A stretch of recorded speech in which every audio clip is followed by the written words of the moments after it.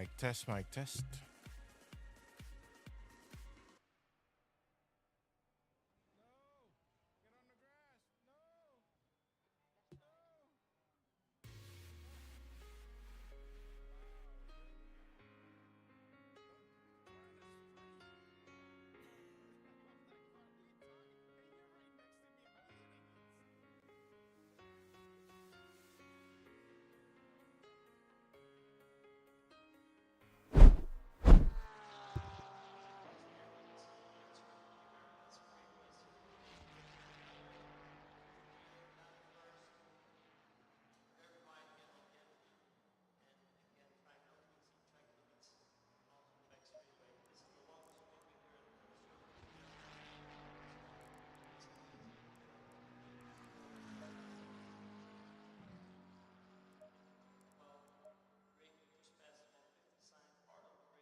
Hey, what's up, guys? Finally back from my trip.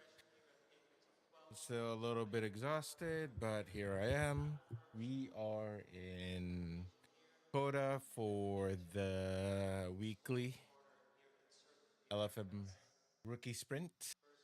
No DRL tonight, because last week was season 4's last race. So we'll kick it back up again to next week. But tomorrow will be Trackalicious.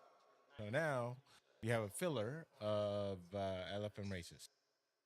And yeah, so we're in Coda. I believe we have 5 drivers with us right now to work with. 6 drivers. All right. It's been a while since I've been in Coda, so and let alone be in a Ferrari. So we got 5 minutes to either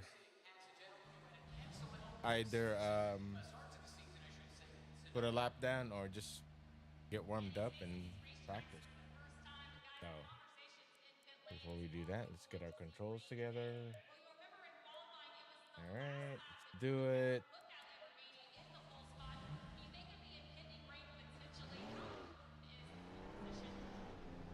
So for those of you who didn't know, I was out the weekend for a quick getaway camping trip north of Las Vegas. Had fun. Still a little tired, but completely refreshed. Okay, the exit's clear. Go, go, go. All right, we have 5 minutes to settle out. Blue flag. We've got cold breaks all around. 5 minutes left.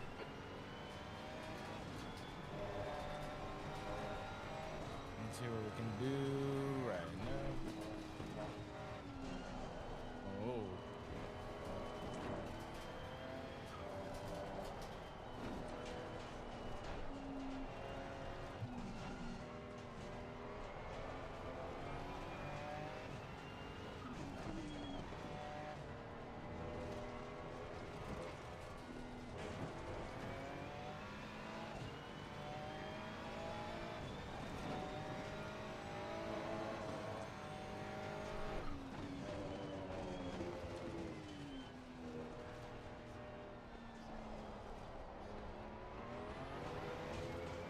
Caution.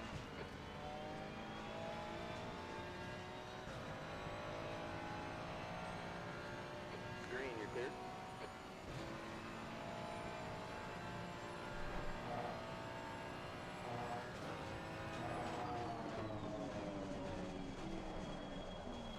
Too much. On your left, clear left.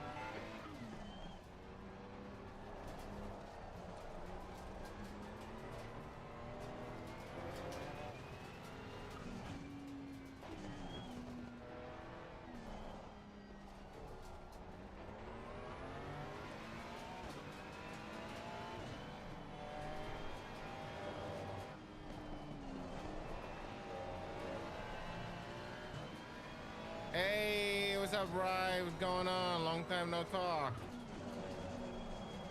I saw you had your first win the other day in your YouTube channel. Congrats, buddy. Not easy to get a win. All right, let's see if I can put a decent lap in.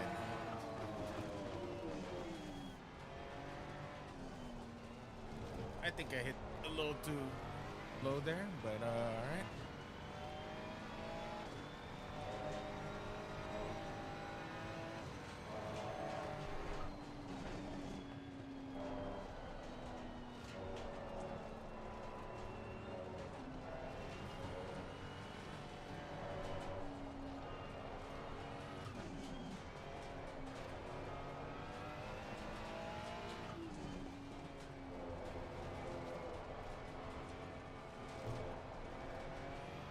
Nice, nice, nice.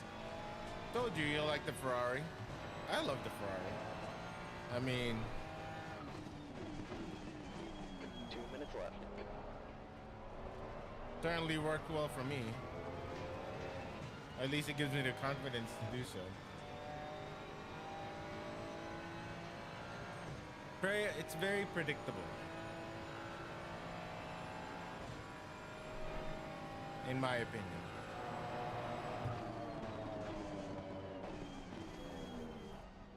Ah, too slow.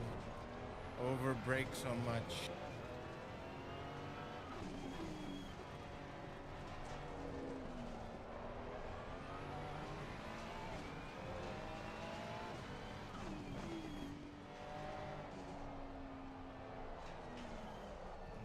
Too much. Track limits, pay attention.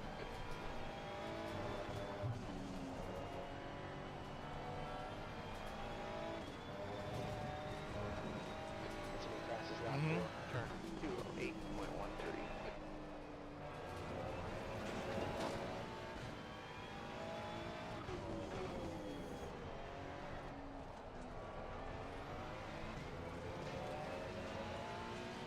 Okay.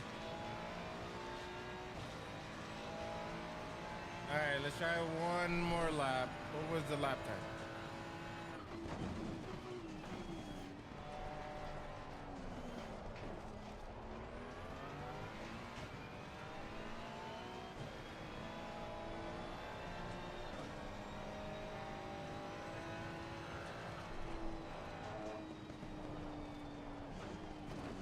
Oh, too much.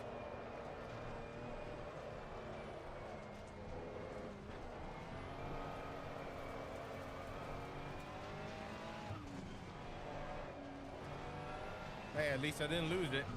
Car in front's just done on 210.46. What?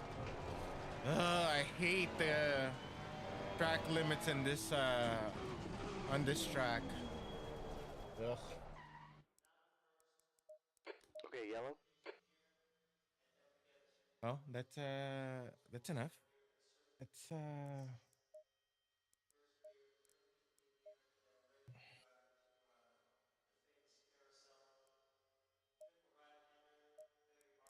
Onyx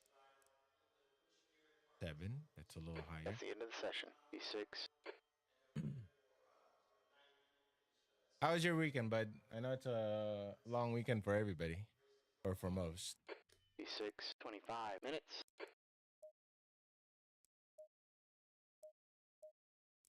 I went out for a quick camping trip with the wifey and doggos, and definitely it was. Track temp is 25. Okay, the air temp is 25 degrees. I think 40 would 45, 45 liters. Yeah, sure. Do 45 just to make sure. Usually 80. Yeah, we'll leave it at 45. I posted some pics in Discord, and it was definitely it was a good trip. Loved it.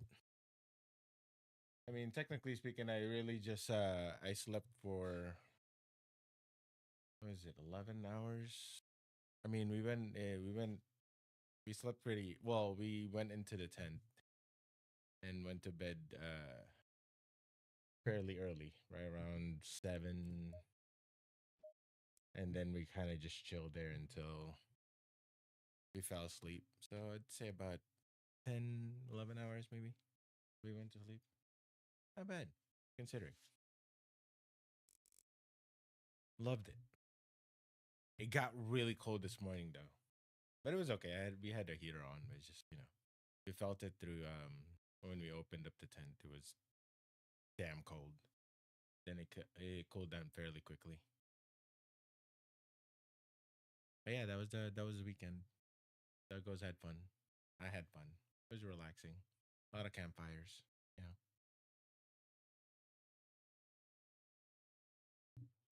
All right, let's do this.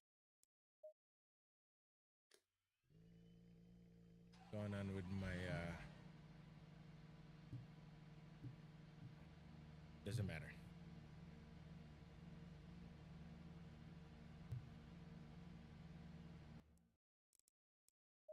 Why does my control look like it's not?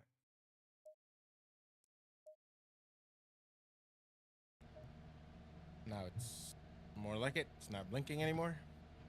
Do it. Stay behind car number 4. Starting in last. Hopefully we can do something about that.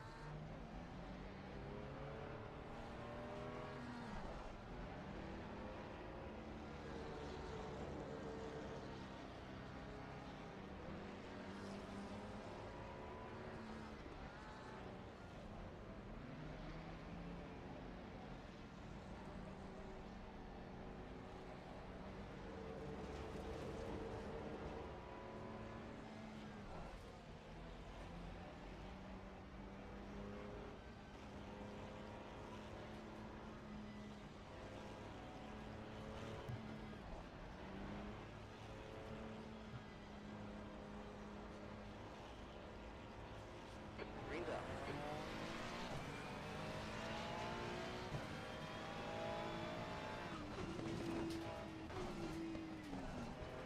Right side.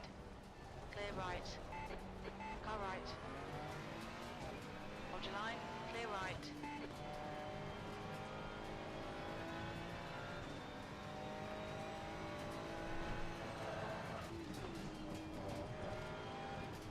Gave us a cut warning there.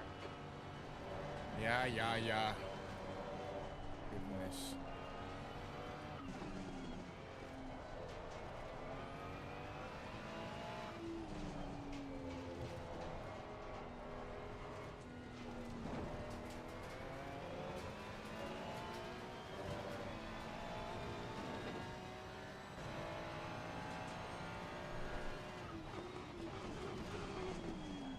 Car right. Hello? Clear right.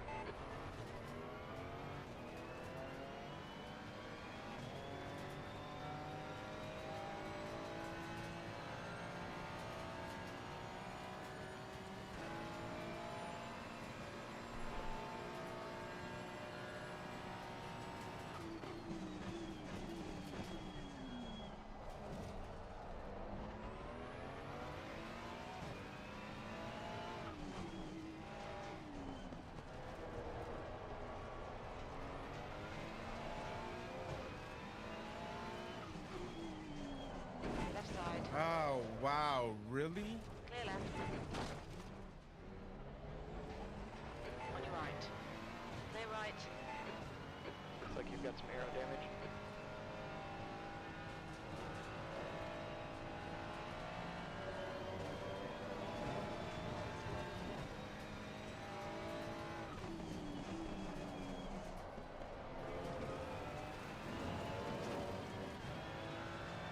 I know, that's what I'm saying.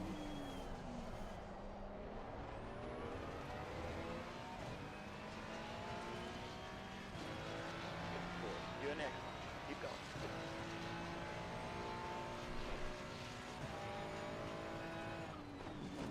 On your right. Clear right.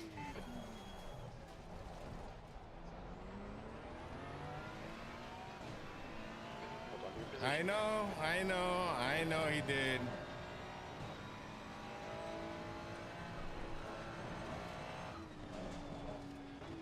Ah, shit.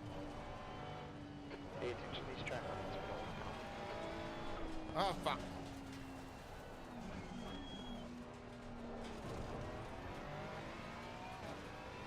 Right side. Right side. Clear right. On your right. Hold your line. Still there.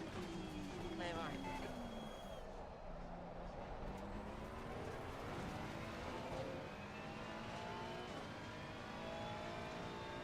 On your left. Hold your line. Still there. Clear left.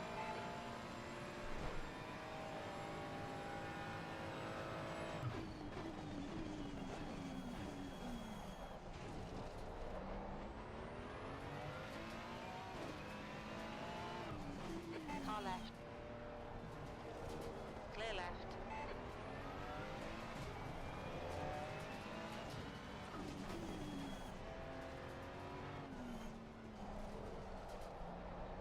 Car left. Clear left.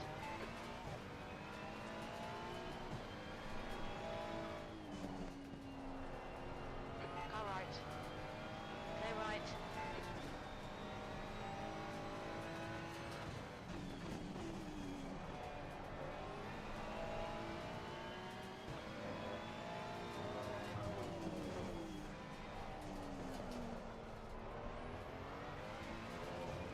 Me neither. This is the first time.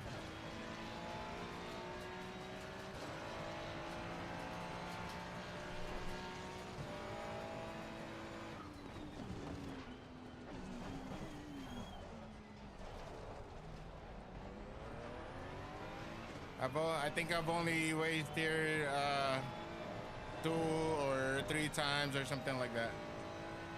Keep it between the lines. P4.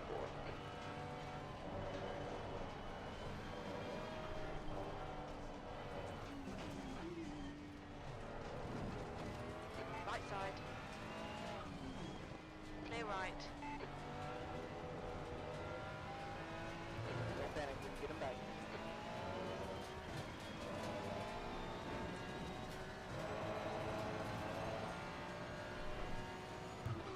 On your right.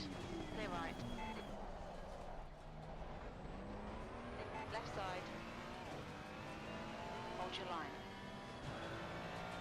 Clear left. This fool trying to pit me or something? My goodness.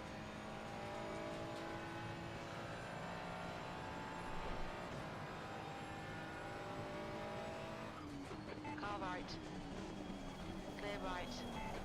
I overshot it. On your left. Clear left. Your rear brakes are getting pretty hot. Car left. Clear left.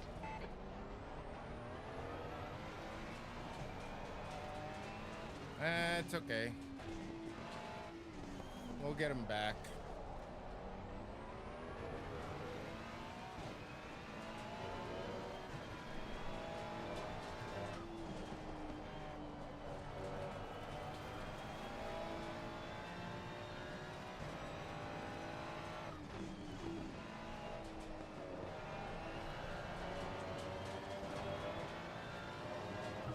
The car in front is car number 3. Gap 2, car 3 ahead is increasing. It's now 1.4, C5.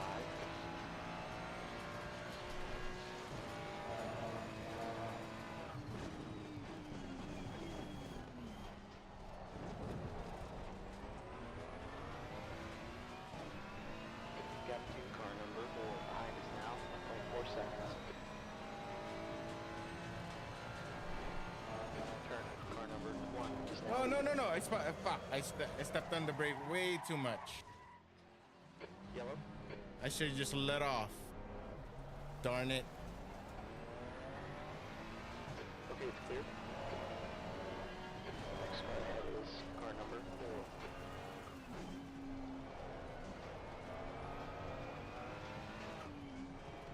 4. Yeah, I don't know this track that well.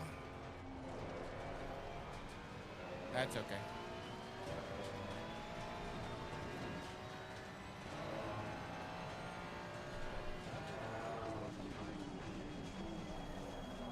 Now we got- We'll catch up.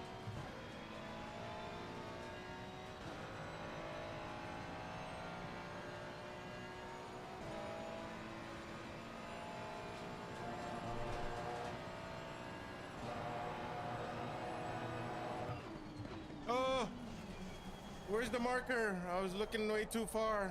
The left rear tire is hot. God damn it. I keep on messing up now.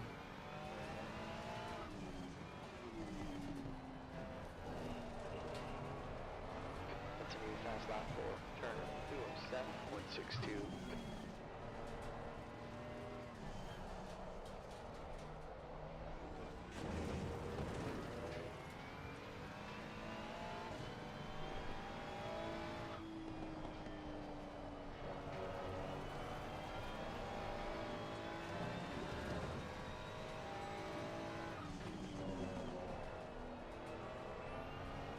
Seven-eight Riz.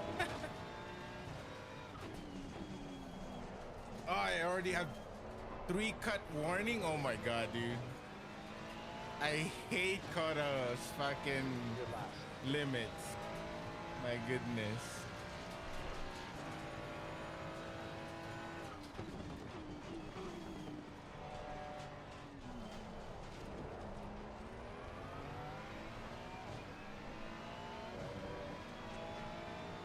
Yeah, right?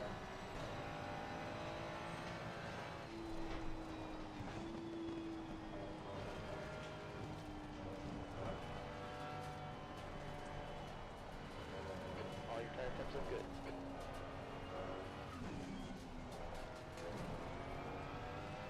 Next car ahead is car 3.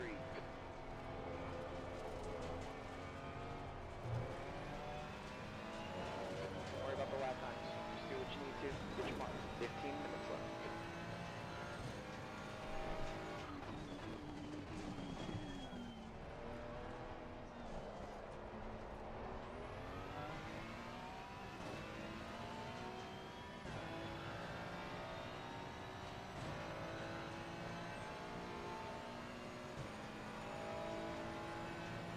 I do love it. It's just the track limits.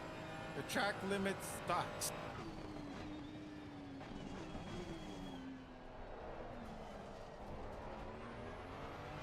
Your brake temps are pretty hot. That's a quick lap for Turner, 207.58.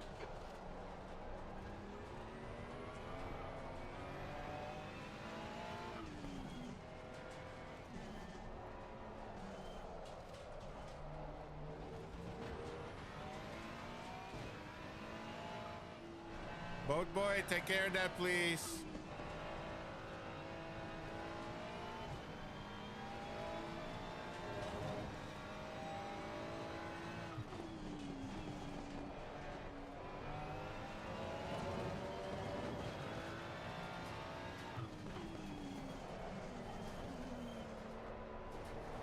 No.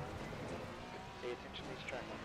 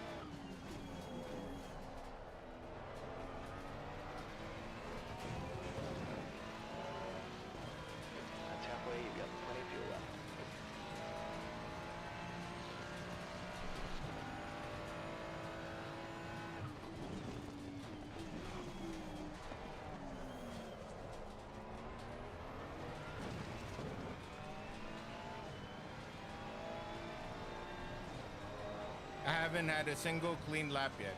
Everything has track limits in it.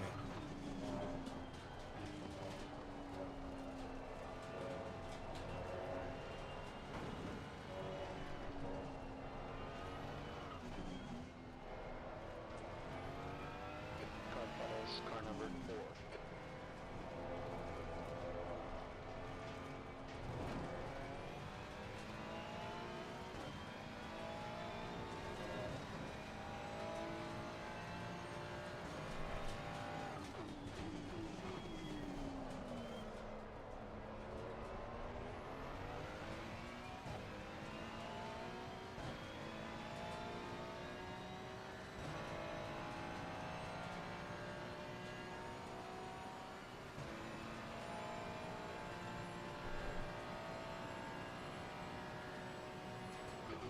Know what you need to do here. Let's stay focused.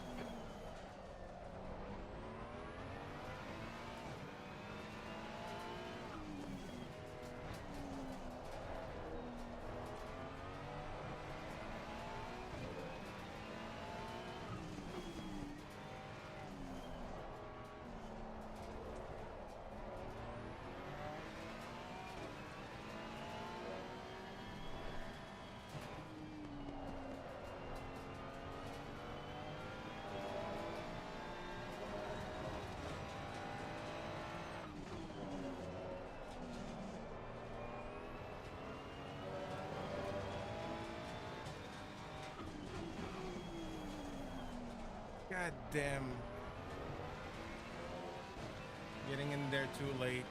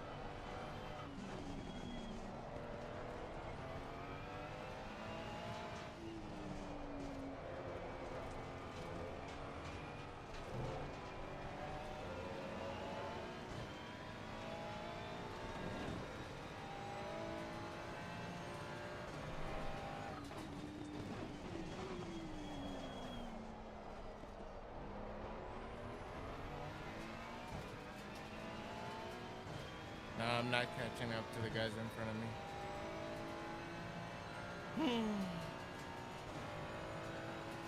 Too slow.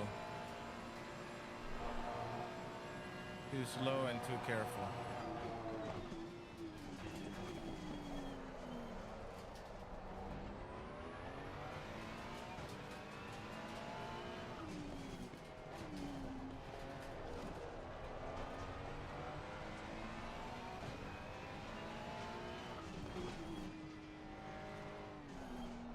You've used half your fuel.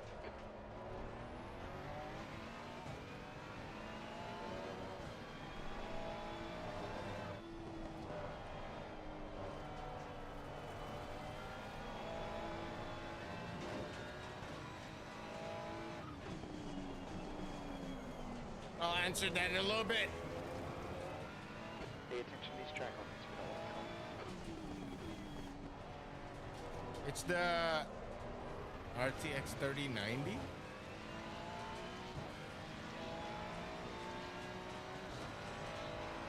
What's your current FPS or average FPS on the game?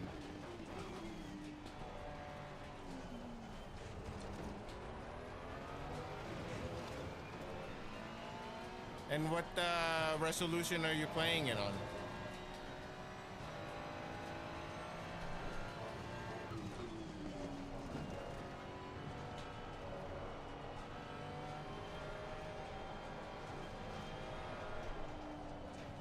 Oh my God, dude. Keep it between the lines. We don't want a penalty.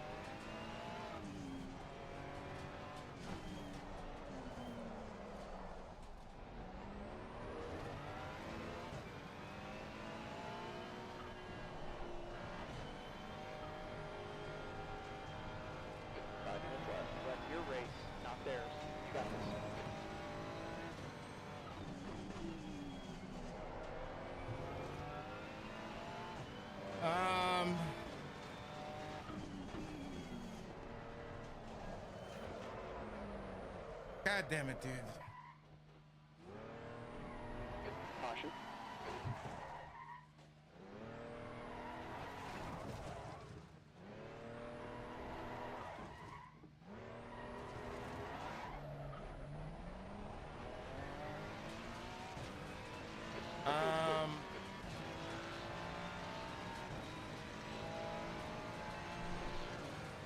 Yeah, but I'm asking, what resolution are you in? Are you in 1080p? Are you 2K? Are you 4K? I mean, because if you're maxed in quality, that will definitely bring it down. It doesn't matter what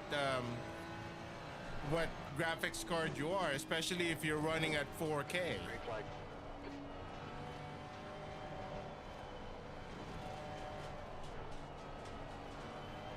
Your rear tires are getting pretty hot.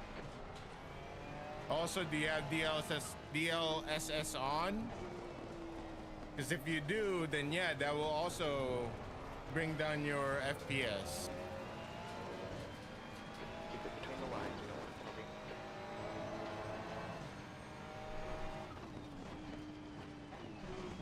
You're on triples?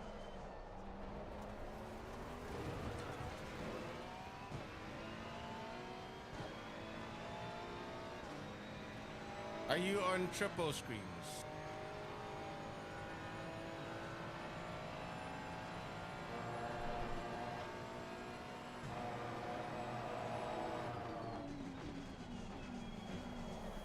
God damn it, dude. Fucking frustrating. Just can't get a rhythm off of this thing. Off of this track. Doesn't help, the fucking headlight is flickering too.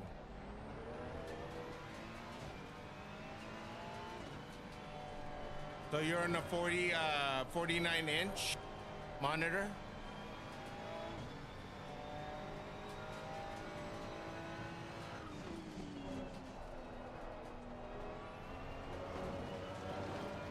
Do you have DLSS on? Because if you do, that's killing your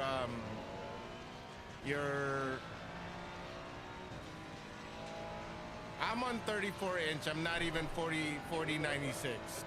14. Why are you in 4096 1440? You're supposed to be in 3440. 1440.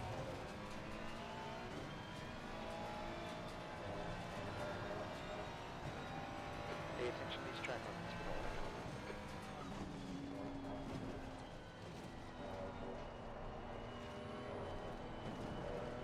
We should have this. We should have the same resolution.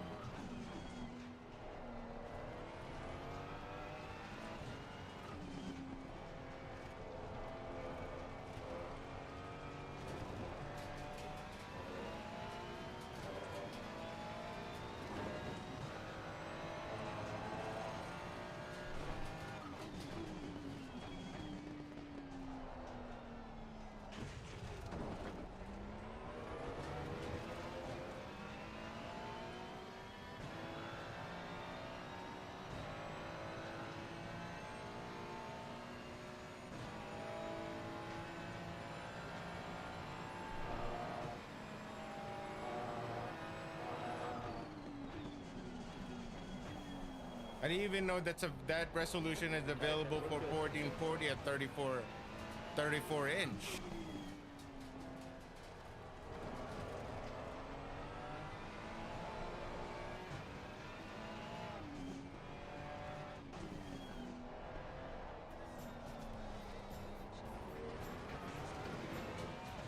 Hey, what's up, Jake?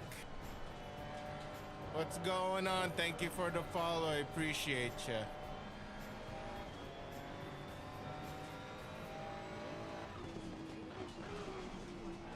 Holy crap. Thank you for the raid. What's up, Raiders? What's up, Dinos? I'm sorry. Holy crap. What's up, Raiders? Garage some gargle some water. Yo, what's up? Yeah, I'm having a bad race. Sorry, guys. Uh, just to give you guys a quick heads up, this is a filler race. Filler race. Racing LFM Rookie Series. We're in Coda. I'm having a bad race. So I'm just trying to finish it. It's just, you know, I got I got I got punted earlier pretty much, and it kind of just ruined my you know, it is what it is. Yeah. I'm just trying to finish it. But after this we're well, yeah, that's true too. Hey, thank you for the follow. Follow. Thank you very much. Gargle some water. That's a nice name. Um, but yeah, so after this, hopefully I can catch the 45-minute race, rookie series. Hopefully we have a better race there, and you know, and if some of you don't recognize the car, this is the Ferrari 296, and yeah. Well, welcome Raiders. My name is Buggie. I just came from a camping trip this weekend, so for those of you who does follow me in Discord, I missed Saturday's stream. I am a consistent variety streamer, and oh, hey, do you, man? Appreciate you. Thank you for the raid, and I'll catch you next time, man. Yeah. Hopefully your stream went well. It sounds like you did.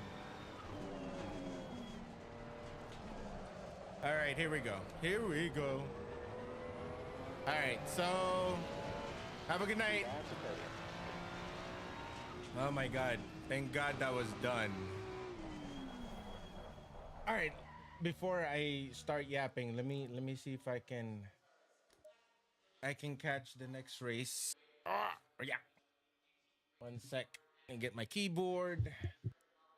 Back to this. Let's exit that. Confirm. Let's forget about that race. And then we'll can we? Yes. So we got 9 minutes to catch it. So perfect. Now I get a chance to chat with the you Raiders and what? Did I miss it? Oh, I did miss it. Oh, no, I didn't. It's right here. That's another rookie sprint. I don't want to do another rookie sprint. Ugh. It's an hour and 45 for the series. Any other ones? Fine, we'll do another rookie sprint. I do need to practice in Coda anyways. Find it. Maybe this one is a better race. All right. So, all right, Raiders. How's everybody doing? Like I was saying, I was in a out camping this weekend with the wifeys and doggos, and yeah, I just got back a few hours ago. Took a long nap after the long trip, and we're back at it. And as I was saying, also that I'm a consistent variety streamer. I stream ACC Tuesdays and Wednesdays. I have DRL. I'm in the DRL Racing League weekly race. So next week is season 5 starting. So we'll get that going. And then I'm also Wednesday racing with Trackalicious. And that one I believe has 2 more races left or something this week. This week and next week, and then their season is over, and then they'll probably have one week break, and I'll probably have another LFM.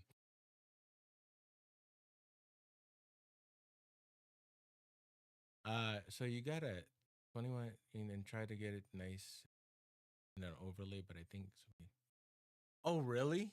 Oh my god! All right. Well, thank you for that. Thank you for that suggestion. I will definitely consider that. I need to figure out because I do want the DRL overlay, so I'm gonna see if I can accommodate that request. Maybe I'll. You know what I'm gonna do is I'm going to ask the guy who makes a overlay if we can make something that would allow me to have a 20 25 60 by 1440 um you know layout that's just the screen itself, and it doesn't, and pretty much has the same thing but pretty much occupying the entire stream. Yeah, I'm actually wait. I was hoping I'd get some feedback, some of my viewers, because this is a new overlay. I've only used this for the past month. Yeah, because normally I have the full screen, but I figured, you know what, I'll try this new overlay and see if it works out. And quite frankly, you're the first one to had mentioned something that mobile viewers. So I will definitely consider that. Thank you very much. Thank you for that suggestion. As you know, you guys are the one who's seeing my stream. I can only do so much as far as, yeah. You guys, I know. I mean, I do. I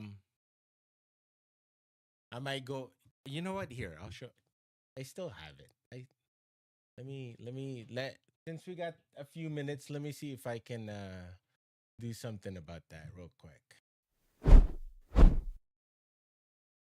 How's that? Much better, isn't it? Yeah, I think that's much better. That's my this is my old overlay. I mean, this is my old screen. This is how I had it before. So, you know, it's let me see if display let me change that to window capture, because you're gonna catch everything. See, as you can see. Let me see. Window capture. Do that. Indian. I'll put you down here. And then maybe, yeah. There. Perfect. Perfecto. Right? No? Yeah? Yeah? Yeah, maybe. We'll see. Maybe. Game capture. All right. Maybe game capture. Maybe we can do game capture. Like that. Okay.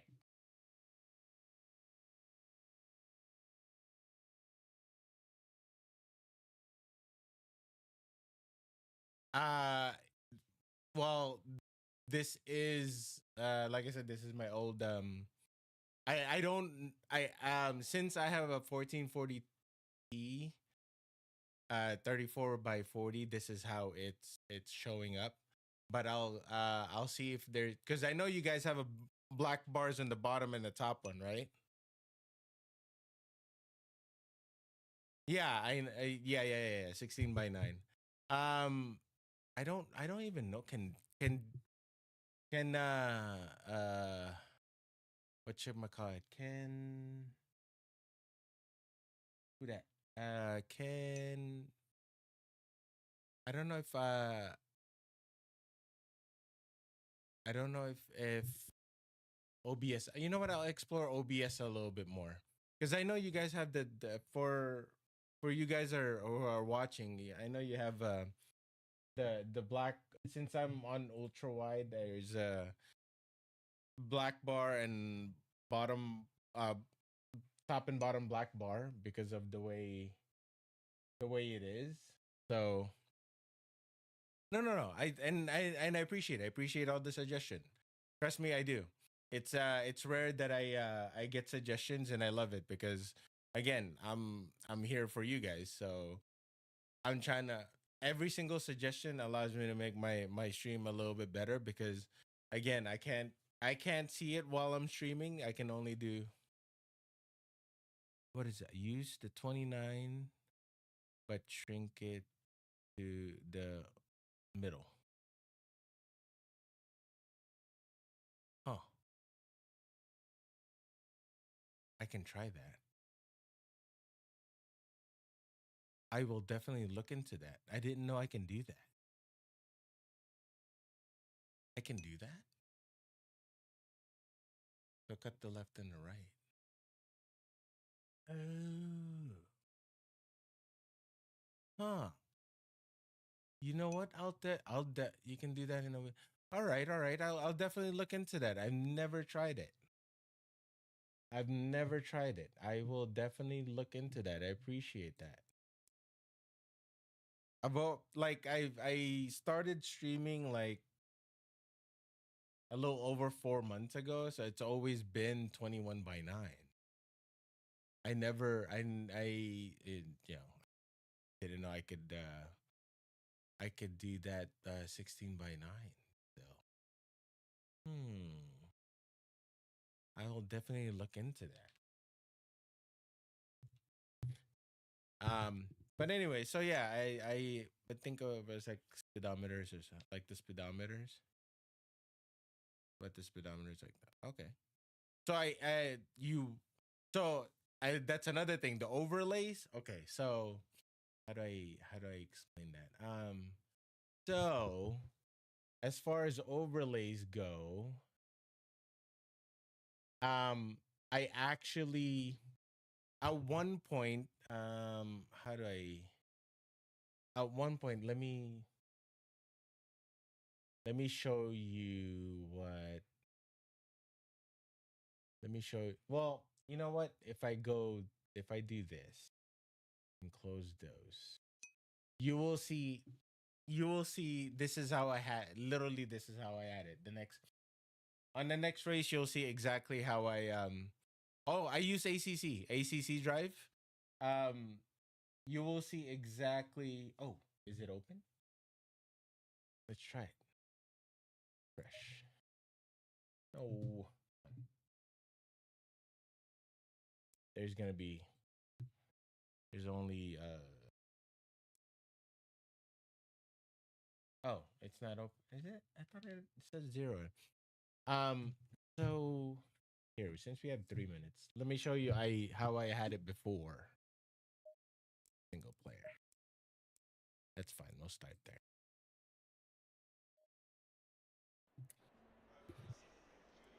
So this is how I used to have it. Everything I see on my Track temp screen, you is guys see. 24. Air temp is 24 Celsius. Yeah. So some people said, so, well, some people have said me taking out all the data or all the information out of the screen made it a little bit more realistic, or like they can focus more on what they're watching versus all the information around the screen. But I do see I did have it to the point where, as you can see, I did have it where, okay, me as a driver, me as a watching, I mean, and like I watch Formula One, I watch WEC, I watch MotoGP races and all of that. I do like seeing all those instruments to kind of give me an idea what's going on with the car, the race, and so on and so forth. So that's one of the reason why I wanted to go a different look.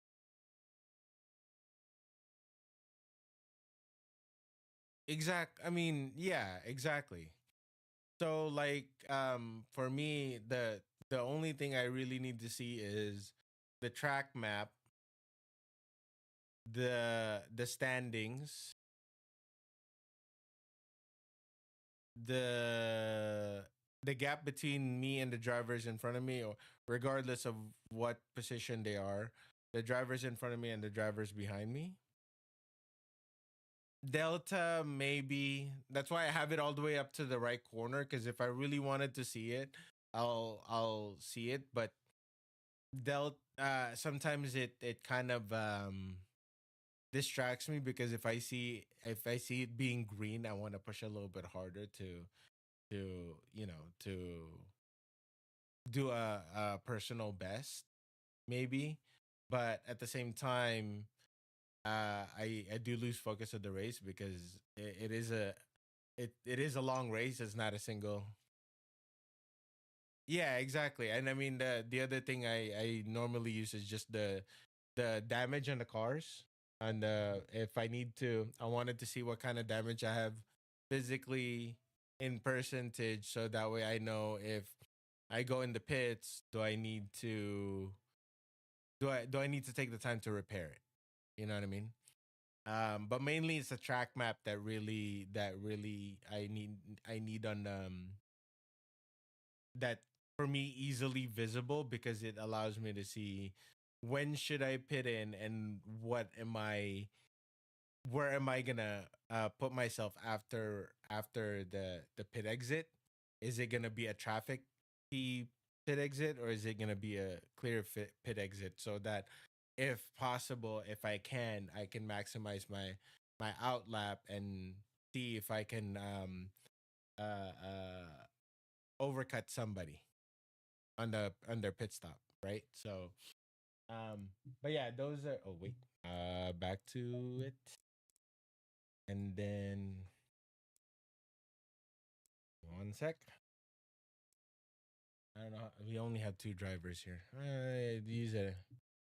I'm just gonna use it as practice runs and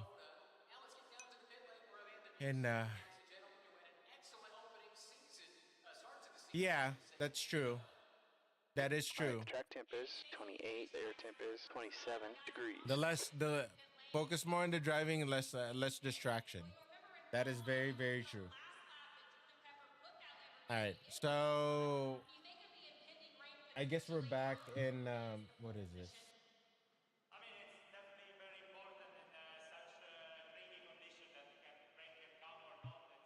It's more in front you are, better it is. So Jordan did an amazing last lap. We had a few issues with the tires this morning, but now it looks again like it's just dropping again now. So it's gonna be a funny race.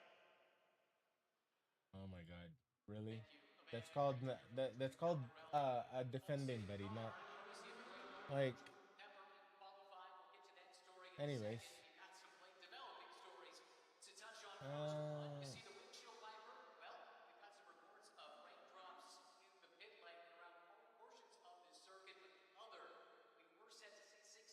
all right. So yeah, that's we'll see if I wanted to get into the 45-minute race, but I guess that's not happening. Maybe it'll happen tonight. Maybe I don't know. We'll see. But I'll take this time to race from quota, quota, and you know, drive. Get to know it at nighttime more without getting dive bomb on. So yeah, the dude was saying that on the other on the previous race that I had was that sorry for the contact, but you are I see an driving intersection so approach. erratically, like launching it on me when I'm taking the actual line blocking. I wasn't blocking. I was he was behind me the entire time. Brake checking mid corner. Like hello?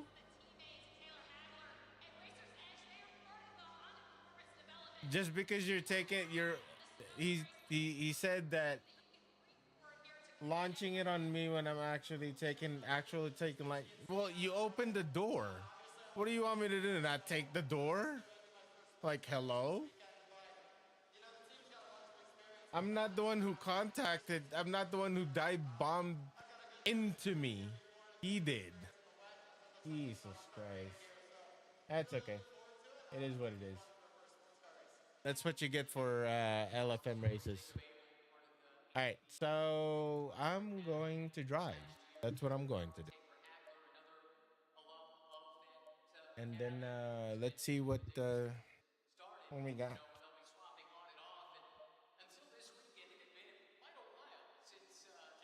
All right. So this is what we got.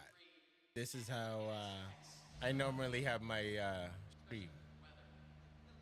Winds are falling now. Air temp's now 15. And Track temp is now 15. Delta is actually on top right behind of my face. Yeah. But the problem is if I have it on this screen, you guys get two chats. Oh shit. Oh. Anyways, window capture.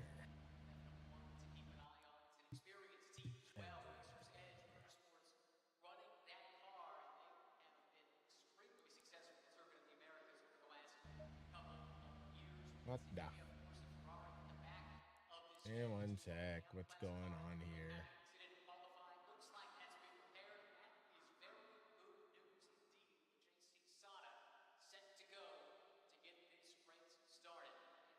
Okay.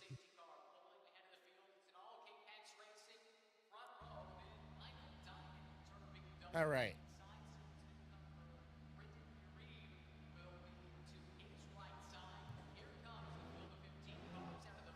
Let us do some practice runs.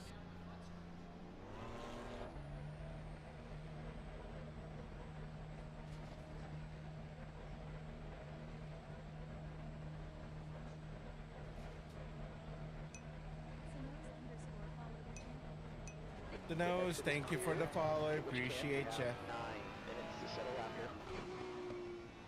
You know, I as I was telling LH Super Merc fan, I love this track, but the track limits are brutal. Just brutal.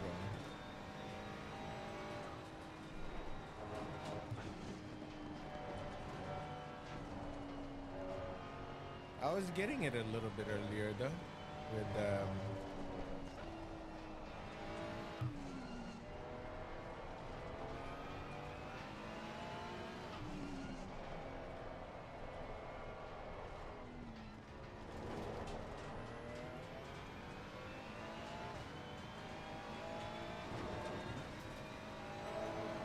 I just need to get the breaking points off of these.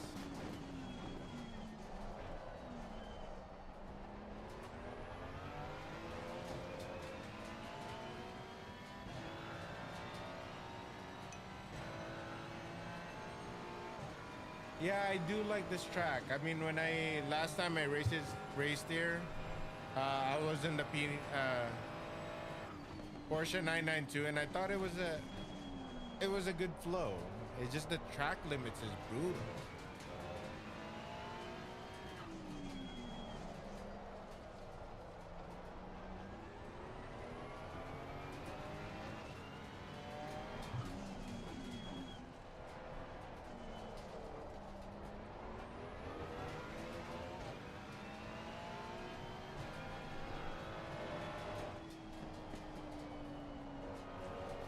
See, I doubt that I barely touched that line.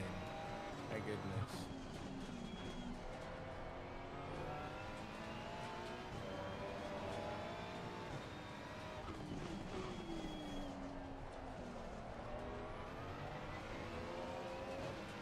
All right. See what we got. I love this track. Track limits. I'm slow in this track, just to let you guys know.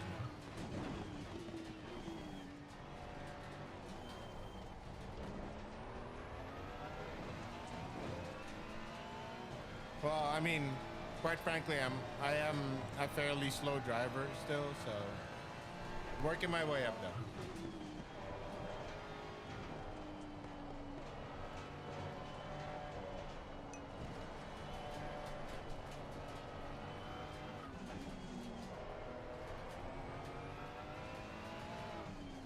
Yeah, I do have a couple. Not my own setup. It's something that I kind of just adapted to, which I like its setup. It's very stable. It's just that I'm not, at the end of the day, I still have a lot to learn. Still need more seat time. Basically, it's just it's a skill issue, not a setup issue. So, and I'm not afraid to say that. I do have quite a bit of a skill issue.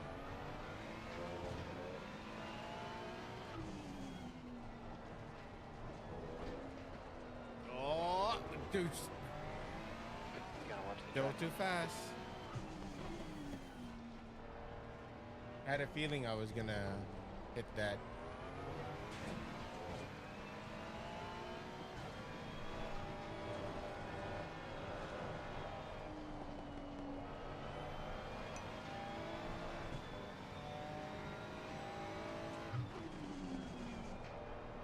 Yeah, I know. I try.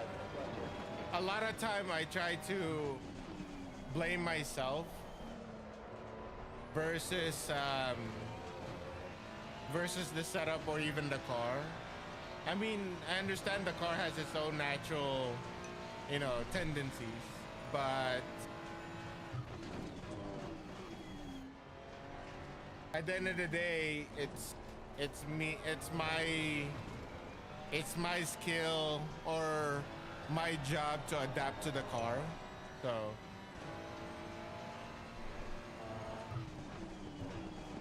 I slowed down way too much.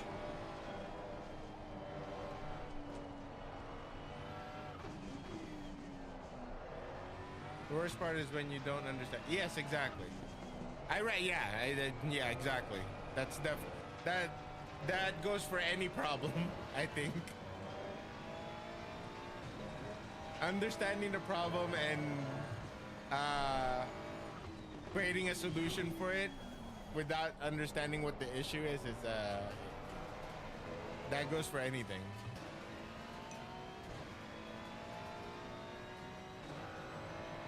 Where are we at? I know I can go pretty decent here, sort of. Not super slow. Maybe I'm over braking a bit, but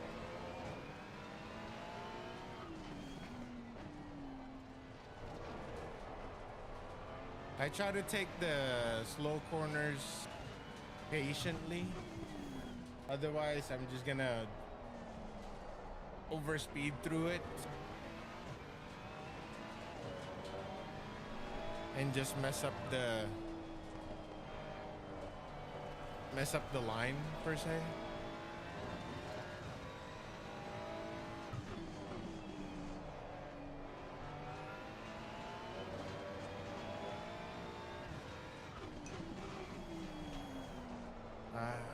Missed the apex again on that one.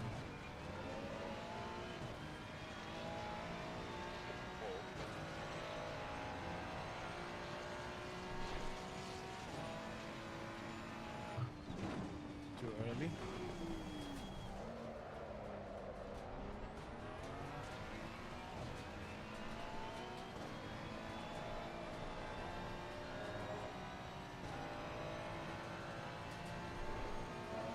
Oh, come on. Track limits, pay attention. Doing so well. 2 minutes left.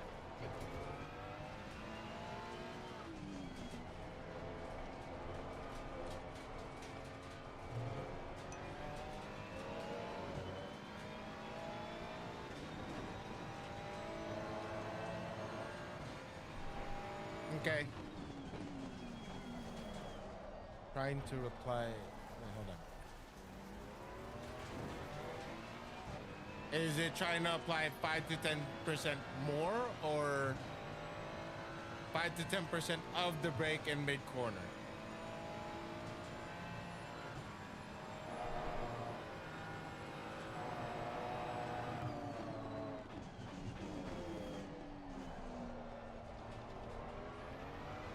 Your rear brakes are getting hot.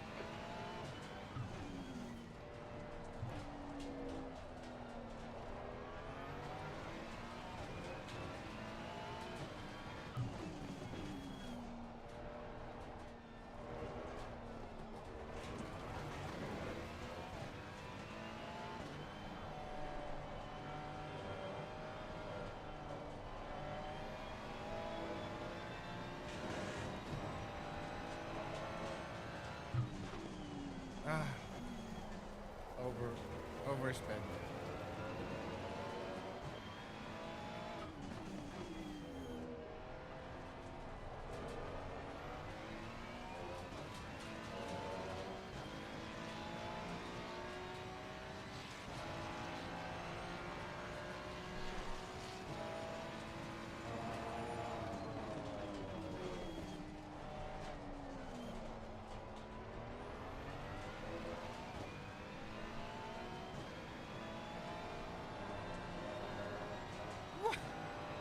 You're gonna watch the track. That's the end of the session. You're on the pole.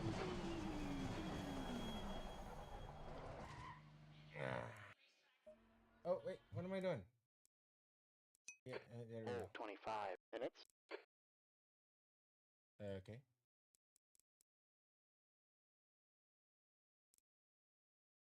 Oh, okay. Good. Okay, the track temp is 15. Air temp is 15 degrees.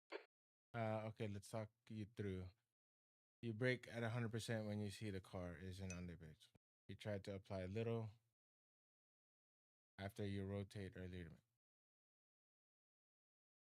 Okay, let's 100%. Then you see your car isn't at the apex. Try to apply a little bit of brake to rotate the car more. Okay, so all right. I think I'm getting what you're saying. So basically, what you're saying is I try to I'm braking a little too early. Then try to apply a little bit more to exactly. All right. Okay. That's not okay. We're not on the same page. Okay, got it. Apex. Oh, I think I know what you're saying. So I'm braking mid corner. So basically, is a little bit to a little brake, applying a little brake. You don't brake too early to steer the car with your foot. Okay. Oh shit! Hold on. Let me set up my. Let me hold on. Let me set up my thing first. Hold on. Hold on. Fuel strategy 45. Okay.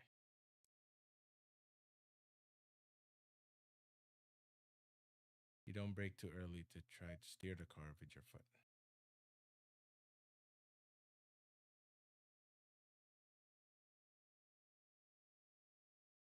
That I understand. You don't brake too early to try to steer. Oh, now drive.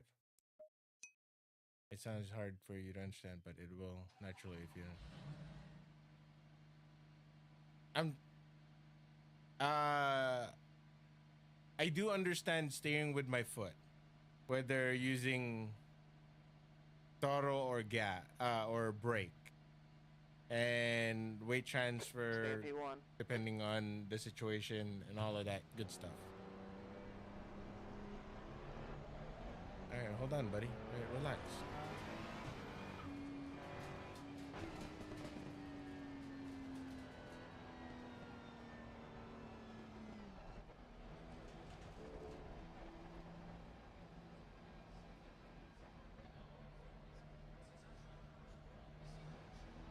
All right, here we go.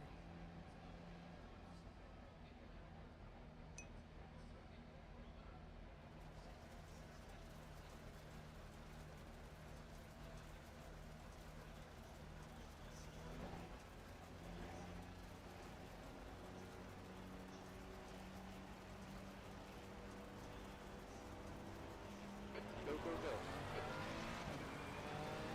Right side. Hold your line.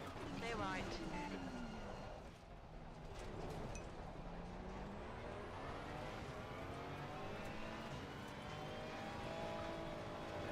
I'll keep that in mind.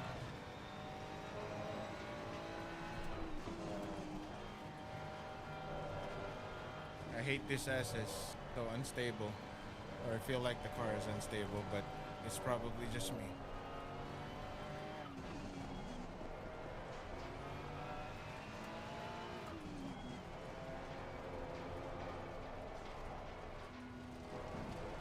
Good job so far. Let's keep it up.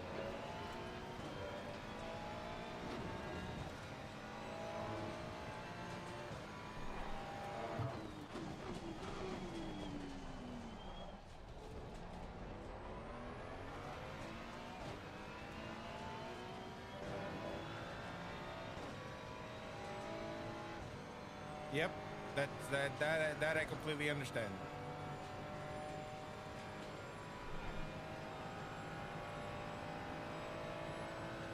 Oh, I overshot the corner.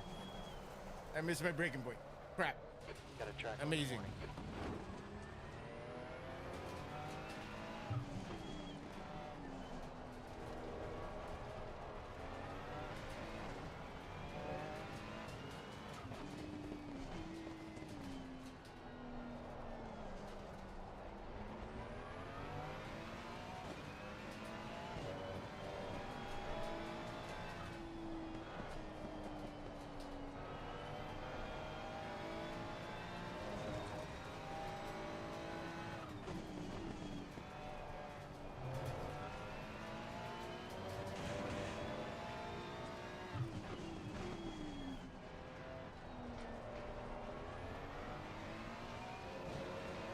Gap 2, car number 1 behind is now 1.0.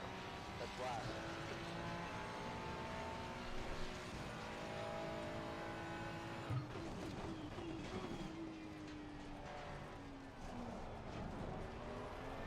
Ah. Keep it between the lines, Toby.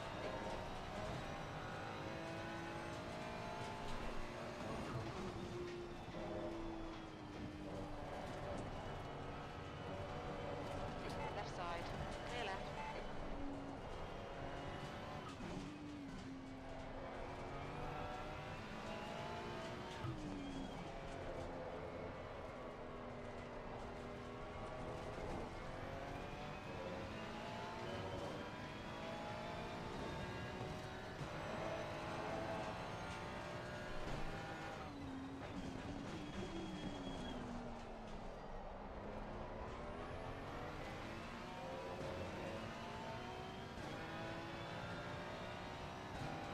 Okie dokie.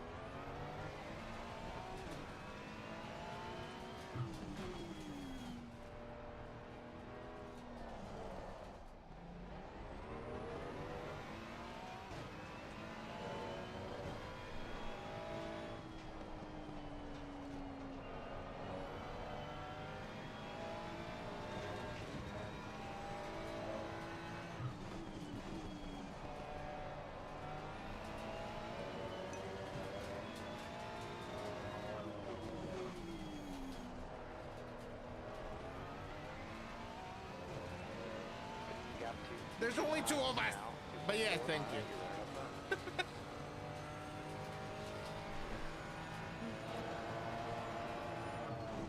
You're getting a lot of heat in your rear brakes.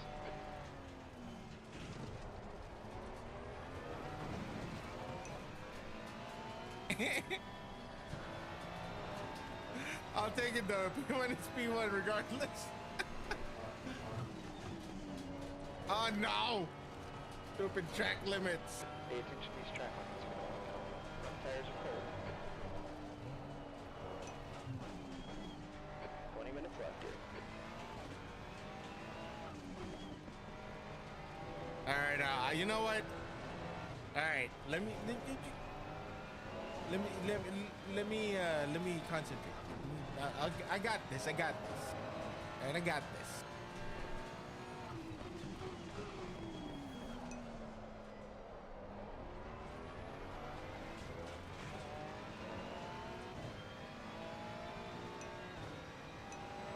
God damn it. I already have 2 track cuts.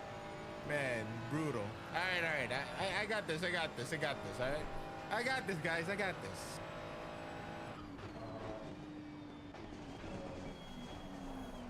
No!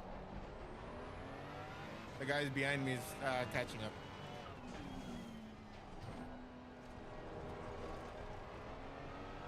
All right.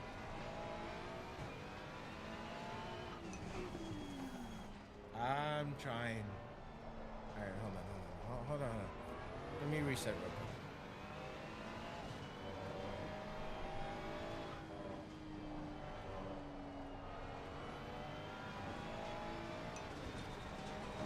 Lock it in. That's right.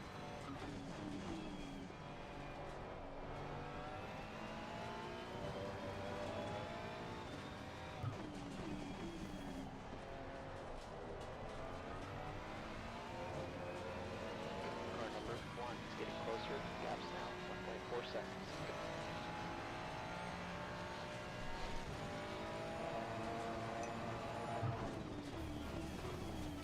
Oh my God. Not helping with the locking it in. My goodness.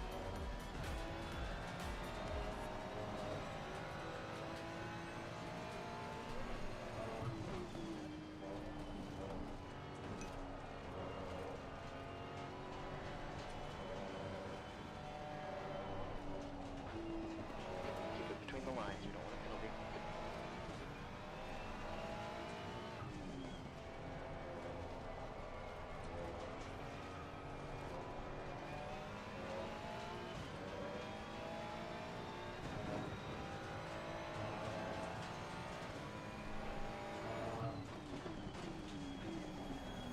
Too much.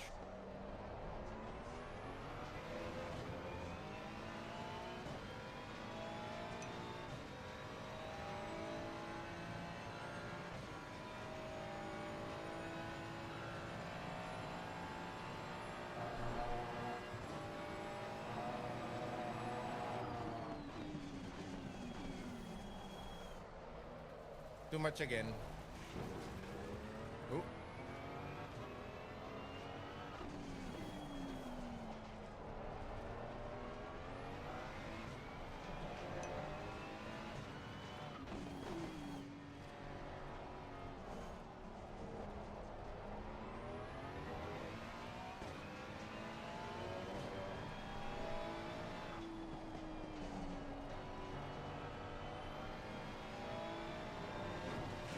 Whoa.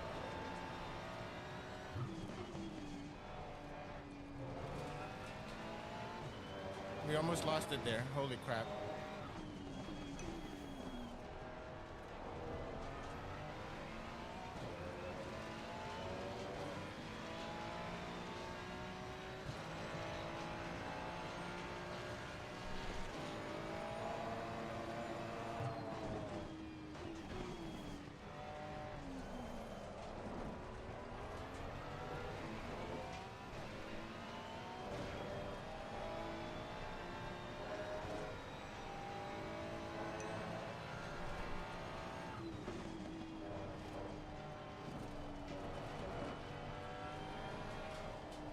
Your tire temps are fine.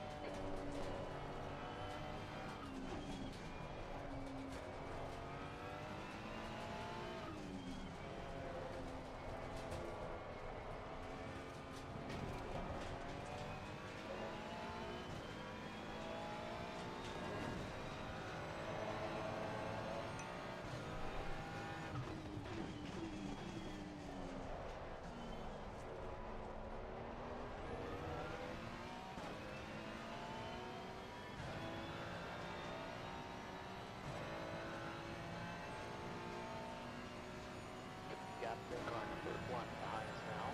1.9. There's 15 minutes left.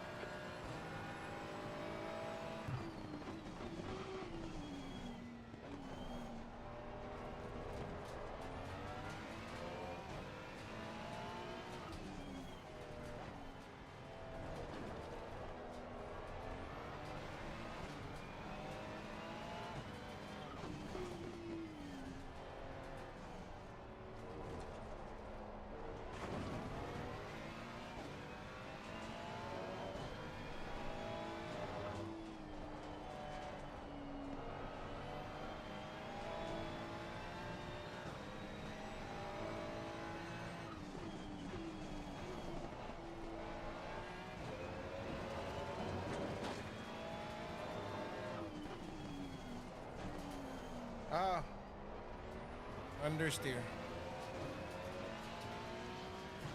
We've just set off to 11.81.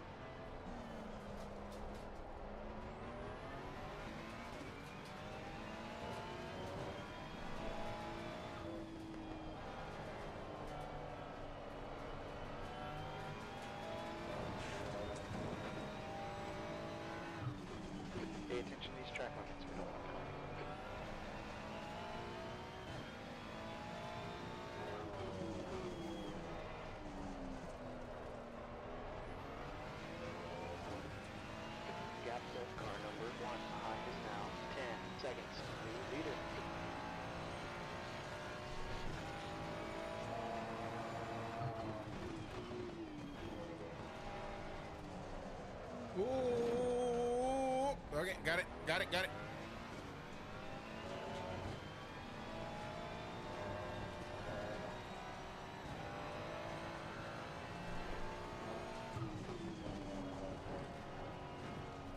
Pay attention to these track limits. We don't want to come.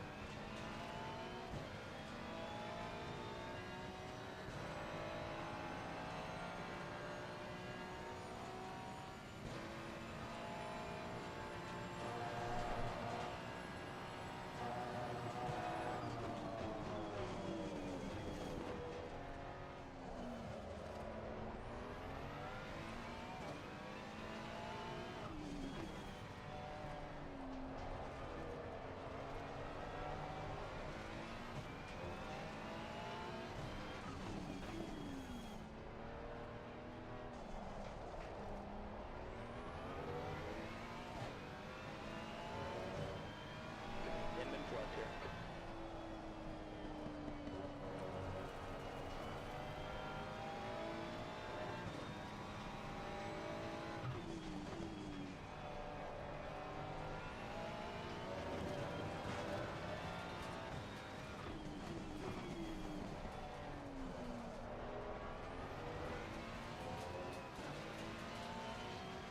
That's halfway. We're looking good on fuel.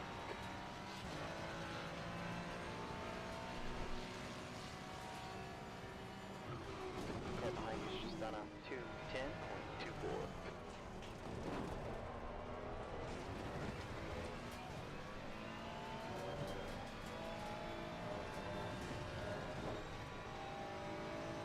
Keep it between the lines, Robbie.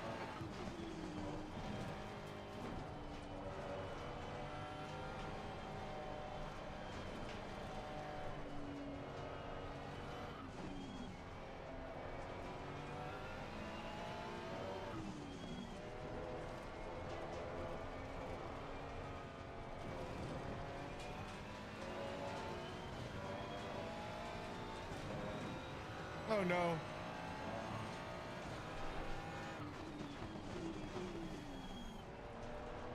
Gotta chill with that track warning. Or the track limits.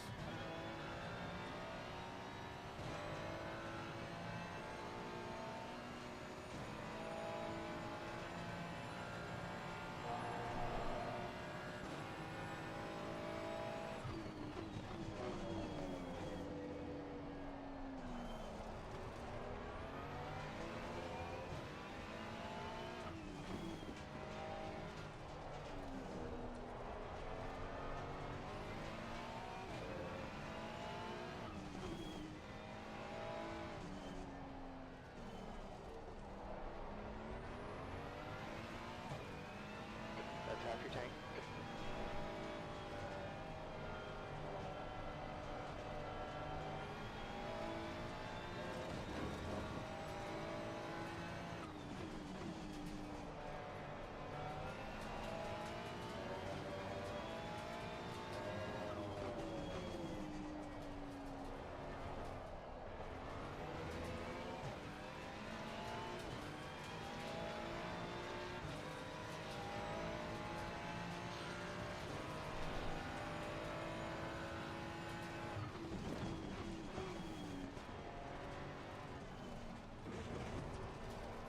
Oh no. Come on. Keep it between the lines. You don't want to come big gap to car number 1 behind us now, 57.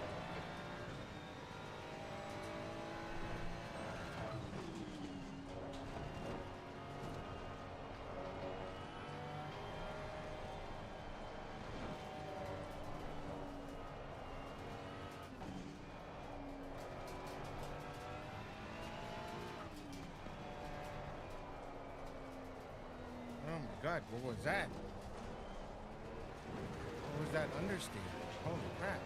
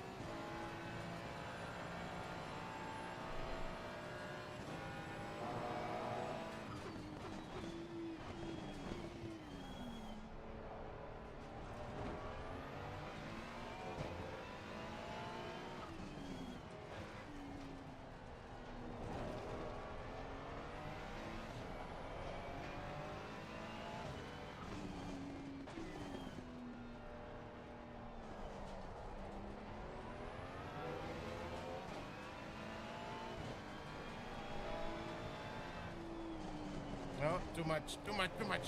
There we go.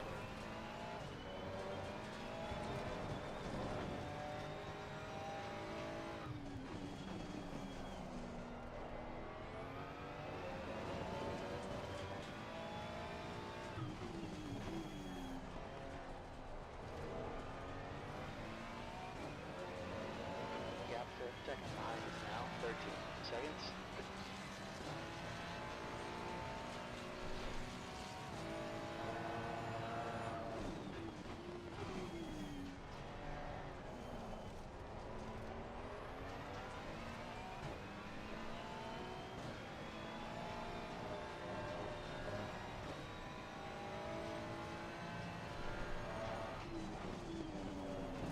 Oh, I Pay barely. attention, these track limits are going. My goodness.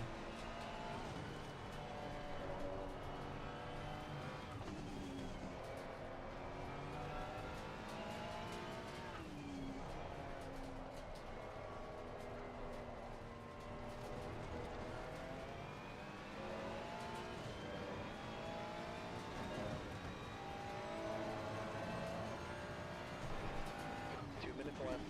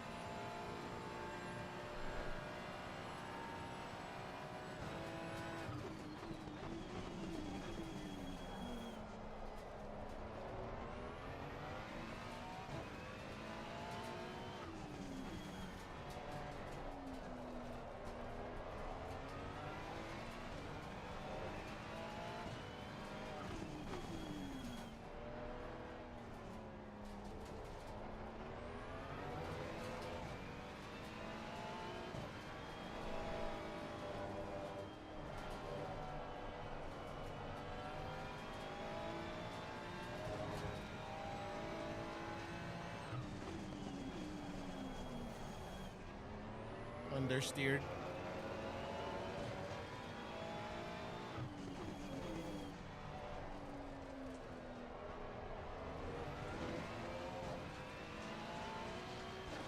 One more to go. Stay focused.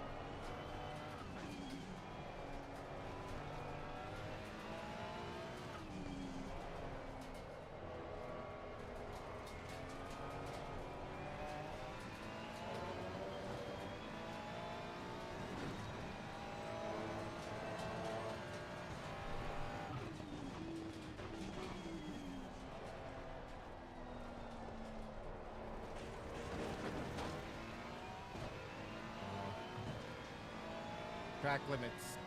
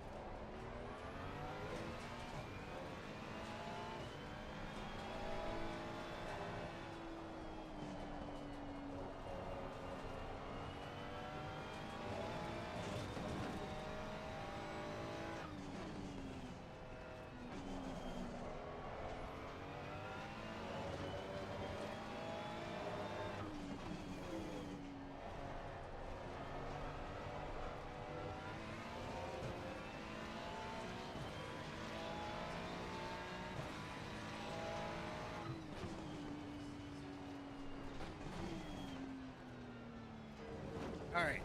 let's see if we can catch that 45-minute race.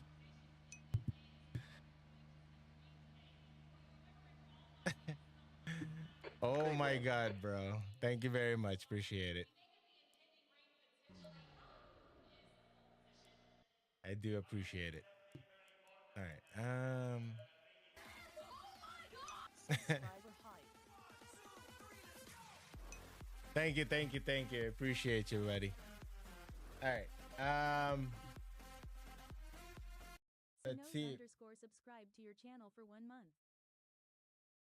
Appreciate you. Thank you, thank you, thank you, thank you, thank you, thank you.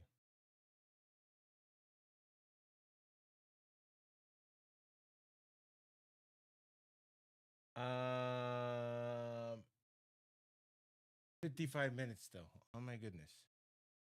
Yeah, that's not I'm not gonna make you guys wait that long.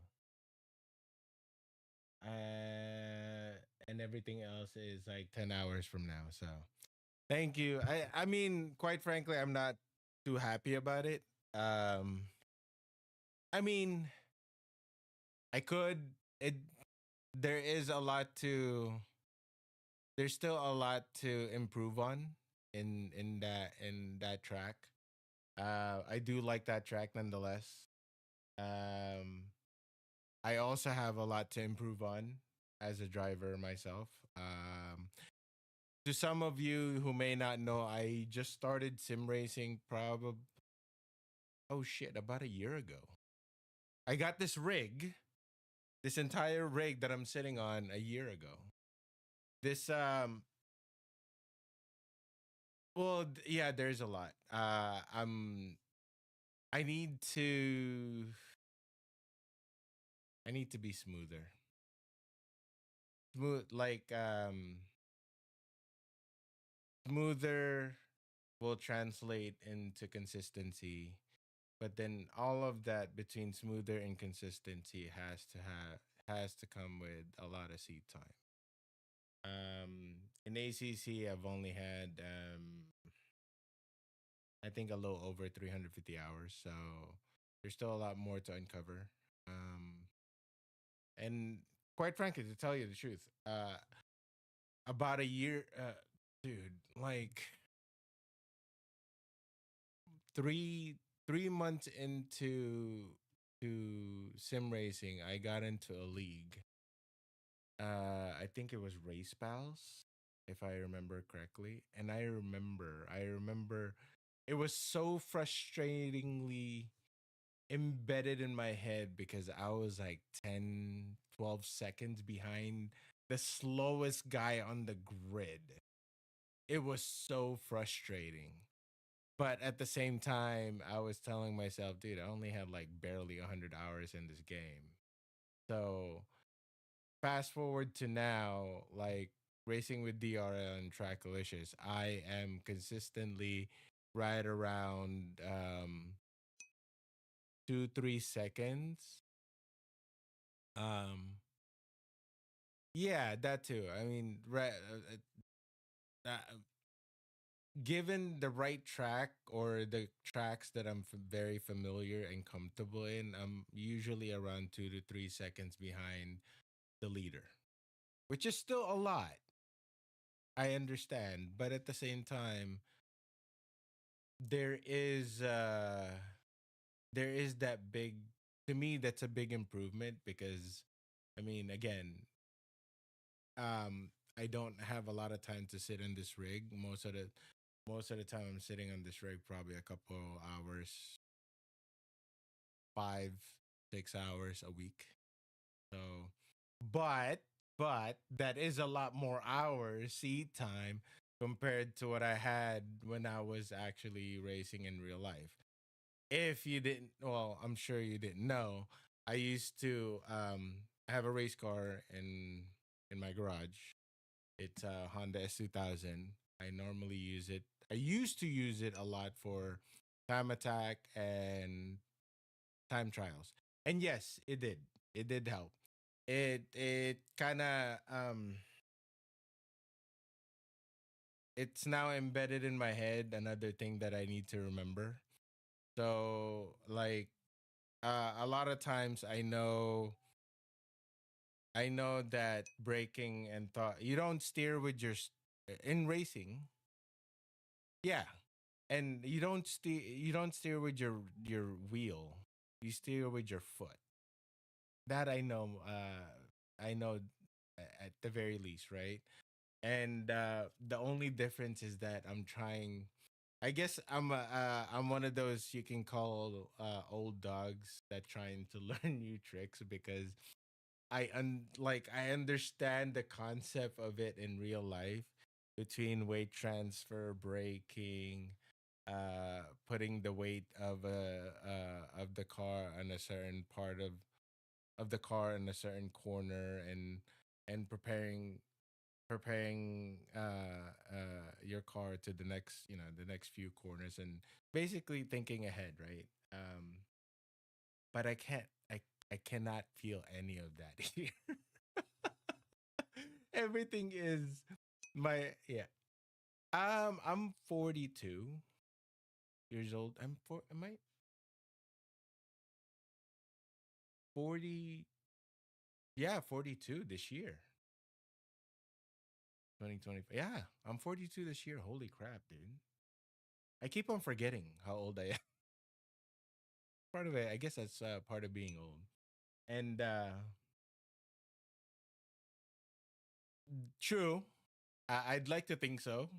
Um but yeah, it's just one of those things. I mean, I do miss racing in real life, but it gotten to the point that it's just so expensive. You know what I mean? Like I mean, there I remember the most expensive weekend I've ever went on was like it was about it was a race weekend. It was about a little over 10 grand that I spent. And that was the time when I had the shop. So that was easier because I had the shop money for set aside for advertising, which is racing is advertising, right? And I remember I wanted to win that competition so bad that normally I don't consume an entire a brand new set of no sponsorship. I'm not that guy. I'm not that. I mean I had art sponsorship from some of my vendors, but no actual monetary sponsorship. Not at that time. I mean, I'm not that guy. I'm not. I mean, I can manage in real life. I can manage a race. Yes, but I'm not that fast. You know what I mean? I'm like if you were to put me in a if I was to be put in an endurance race like let's say a 12-hour endurance race or something or a 6-hour endurance race, I'm the guy in the middle stint because I'm the guy who can manage but not the guy who can like push and finish. You know what I mean? Obviously, there's a it's not that simple, but at the same time, this the basic strategy behind it is that you put the guy in the on the first stint to yeah. I can. I mean, I'm no, of course not. I mean, I'm not saying I cannot not be fast, but I'm saying is that where I ended my when I called it quits, I was fast enough to be known locally, but I'm not fast enough to be known nationwide type of a thing, right? So, but at the same time, no, I I'm fast, but I'm not that fast. So, in here, I'm not discounting the fact that I can still learn. I can still be faster because of the fact that one of the main reason why I quit racing in real life was that because I'm getting scared. Yeah, exactly. I've proved it. Now you have your I mean, I get scared. I mean, like I have my wife, I have my kids, I have so much to lose. And like I gotten to the point that I was getting to the pace, a one lap pace that scares the heck out of me. That I'm like, you know what? This is not it. I can't get any faster with this fear. You know what I mean? And the faster I get, the more risks I'm taking, and I can't do that to my wife. You know what I mean? So here, there's no fear in sim racing. There's no fear. I mean, I can only get faster, but I just gotta learn it. I just gotta get used to it. I just kind of have to let my body learn the new concept of this type of driving versus before I had like 15 years. Yeah, I know. I to race exactly. I mean, like, I want to race to the top, and I mean, I can, I will, but where's the top? You know what I mean? Like, but the right now the top for me is being, you know, the top driver of the leagues that I'm racing in. That's the top. But once I reach that top, of course I want to get faster than that. I want to be on the top of somewhere else. So it's one of those things that just here I feel free to be the I guess the driver that I wanted to be. I don't know. It's just one of those things. It's just there's no fear here. There's no fear. Like the only fear is embarrassing myself, which I really don't care. I'm old enough not to care to embarrass myself. I mean, it's not like I'm shitting on myself, you know what I mean? It's just I'm driving bad today. Sure, no problem. Okay. You know, I'm driving slow. Okay, well, boo-hoo. I'm driving slow. It can only get better from there, right? So it's not it that's pretty much the extent of the embarrassment, but I mean, aside from that, it's really, you know, nothing. Nothing. Like it's just for for me, it's one of those. For as long as I'm having fun, I'm enjoying it. I'm scratching that itch of racing. Yes, I don't have the feel of the G force, and then I don't feel the vibration of my old car and everything, like the shifter, the like everything. I do miss that. Though. I do miss that. The like no, don't get to that moment when you give up. Exactly, because you cannot be fast enough. Yeah, I don't. I don't. I mean, here I don't. Never. I mean, because every time I see a gap, like, see, this is how I think. Like, I see the gap. It's and the two leagues that I'm racing in, DRL and Tracklicious. I see that 2 to 3 second gap between me and the top driver. Right. I see that.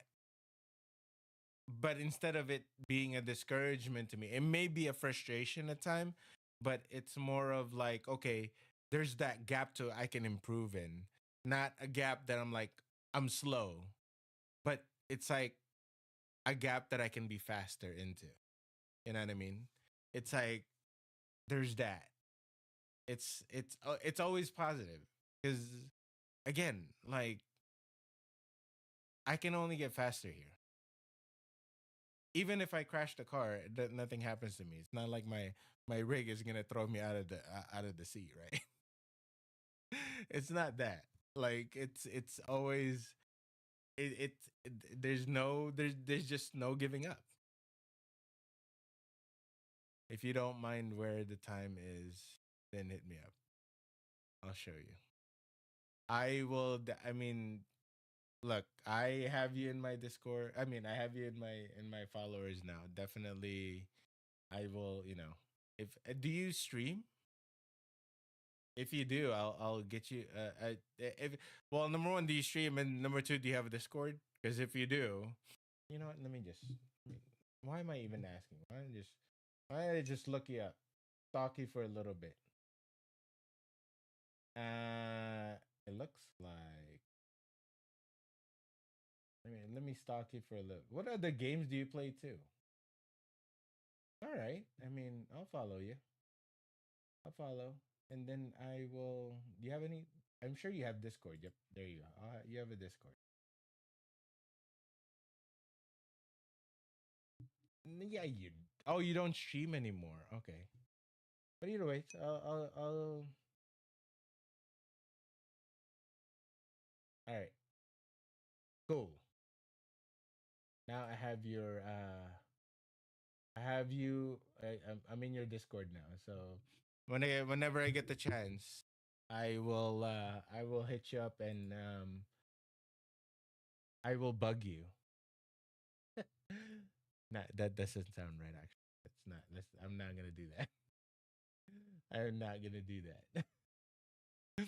But yeah, yeah. It's just I'm just right now. I'm just enjoying it because I don't have to like. Quite frankly, to tell you the truth, I'm explore. During the time I was. All right, sounds good. I mean, I'm sure you do. During the time that I was racing in real life, well, uh, some people don't call it racing because it's time attack or time trial, so whatever. During the time that I was doing that, I was more focused on that and my funds per se, right? My play fund. Now I'm more into kind of getting into the outdoors with off-roading, taking my wife to because I'm an empty nester. So my kids is already gone. Actually, my wife, but one of my kids is coming back, which I'm glad, because she's a flight attendant and she finally got the base here home. So she's going to she's gonna come back home. Anyway, so I'm no longer gonna be an empty nester, but might as well be because she's always flying everywhere. Anyways, um, but nonetheless, that's besides the point. I'm rambling, but I had right now we're kind of I'm building an off road, not a hard not an hardcore off road vehicle, but mostly for camping, getting to places that no normal cars can just simply get to, right? So kind of in exploring, camping, being away from everything, and actually I just came back from a weekend of camping a few hours ago before I started streaming. So um yeah, it was dude, it was awesome. Yeah, I love it. So relaxing. And then I believe it or not, I actually like the slow crawl into the off-road trail, whatever everybody calls it nowadays. Yeah, me too. And I'm starting here in my home state, which is Nevada. Such a big state to explore, right? And then slowly but surely we'll venture out. But the thing is, as my wife and I ventures out to further out in the US or even in the neighboring states, it's more of a as it's more of a learning process. Like, what do we need? Because we need to be able to pack light. So that's one thing. I mean, really? I mean, I'm sure you guys have places to off road in. I mean, dude, I would love to explore Europe. Which part of Europe, if you don't mind me asking? I mean, you know what? Let me switch us out too, because I'm not gonna be playing any more games. I'm just gonna chill now. Because for me, it's like right now we're in that learning process of like packing light, understanding where we're going, being prepared with whatever we run into, like oh, and then like it's just yeah, packing light first. I The funny thing about now that you mentioned, I've never been to Grand Canyon. It sucks. I live here. Grand Canyon is literally a few hours from. I've never been. That's one of the main reason why we started doing what we're doing. Because hello, we're nearby and there's so many places. Canada is like what we can drive there, but probably not. We're probably gonna fly there, but it'd be cool to like have this long vacation of like let's say 2 weeks and just have this road trip, stopping in different places, camping in different places as we go through those. those 2 weeks or whatever, how many days. That would be cool. To me, that's cool. That then again, I'm probably just it's me being talking like an old guy. But anyways, like yeah, like and yeah, I know. And it sucks. For me it sucks. That's why we can but I'm so glad that my wife actually got into it with me because now we're looking forward to it. Both of us. She's helping me learn how to pack lighter, what things we can improve on. Now she can focus on our packing, uh building the bins, the little bins that we can just pick up and put it in the in the rig and take off type of a thing, and then also making it a process of like what goes where inside the rig, inside the car in this case, because I have a my wife wants I don't know what if uh, my wife wants a Jeep Gladiator. Basically, it's exactly. Exactly. I mean, that's literally what we're doing. Instead of like wanting to go in different places out of the country, heck, we have an entire country here that we would, that has beautiful places that we can see and like the Discord in my Discord every time I go out camping, I tell my followers that hey guys, can't stream so and so because I'm going out camping this weekend like what I did this weekend, and then when I get back or whenever I have signal in my while I'm out, I try to post, I try to post pictures and stuff like that. So um I try to post, I try to update them because like you said, I mean, there's there's a guy, a younger guy like me out there that's never been, never seen these places that I'm seeing. And for me, one of the main reason why I got into it is because, well, I saw it in pictures. I saw it in YouTube and I told myself I want to go to those places. I want to experience that. Hence why we're doing that now. And the rig that I'm in is not large. So the rig that I'm building up right now is only a 2021 Subaru Crosstrek. So it's a compact, but it's big enough for just the two of us and the dog. So, but we gotta between me and her, we kind of have to improve on our packing, making sure that we're not packing too much or anything larger than what we need. So, and the fact that I need a full a spare tire that is full size, I need to put that somewhere. So that's gonna take and more storage. So in a way, we're like in this camping trip, we were actually talking as we were talking about like the trip itself. Like we were, enjoying the view, and at the same time, whenever we're unpacking or using things that we already brought, I'm like, hey, it would have been nice if we had this. Or I think we can find something smaller than this because we don't really need this big of an item. Like for example, one thing I mentioned to her, like we brought 'cause it's still cold. It got up to like I don't know, is it in Celsius, but it was in it got down to about 15 degree Fahrenheit last night. So it's still cold. That's negative Celsius somewhere in no, yeah, I think. I don't know. But anyways, yeah, it's we have a heater that's propane that we use propane. So we carry and we use propane to cook to power our stove too, aside from a campfire. And normally I bring a 20-pound propane tank with me.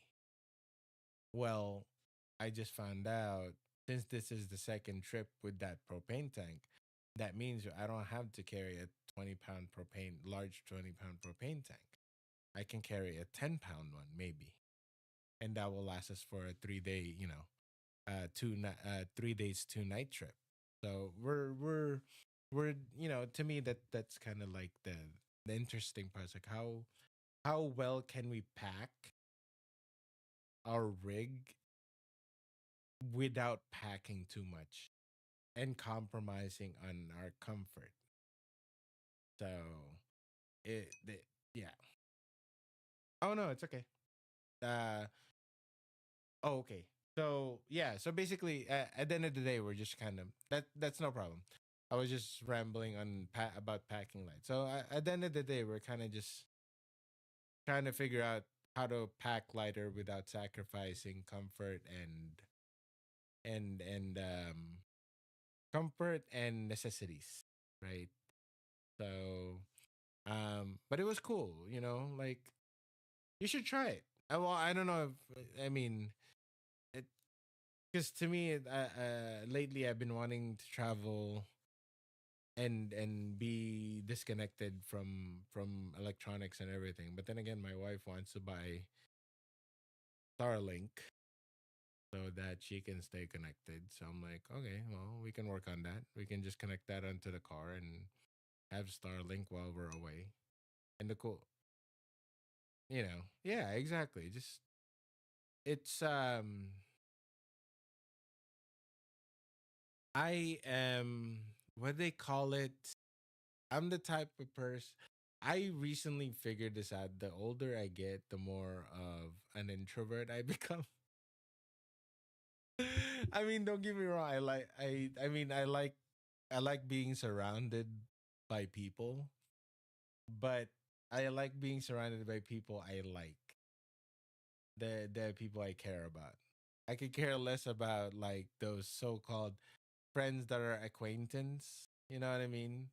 Like I don't like being in crowded places.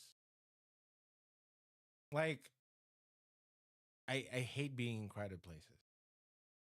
I don't care if it's I don't know, honestly. It just gives me discomfort.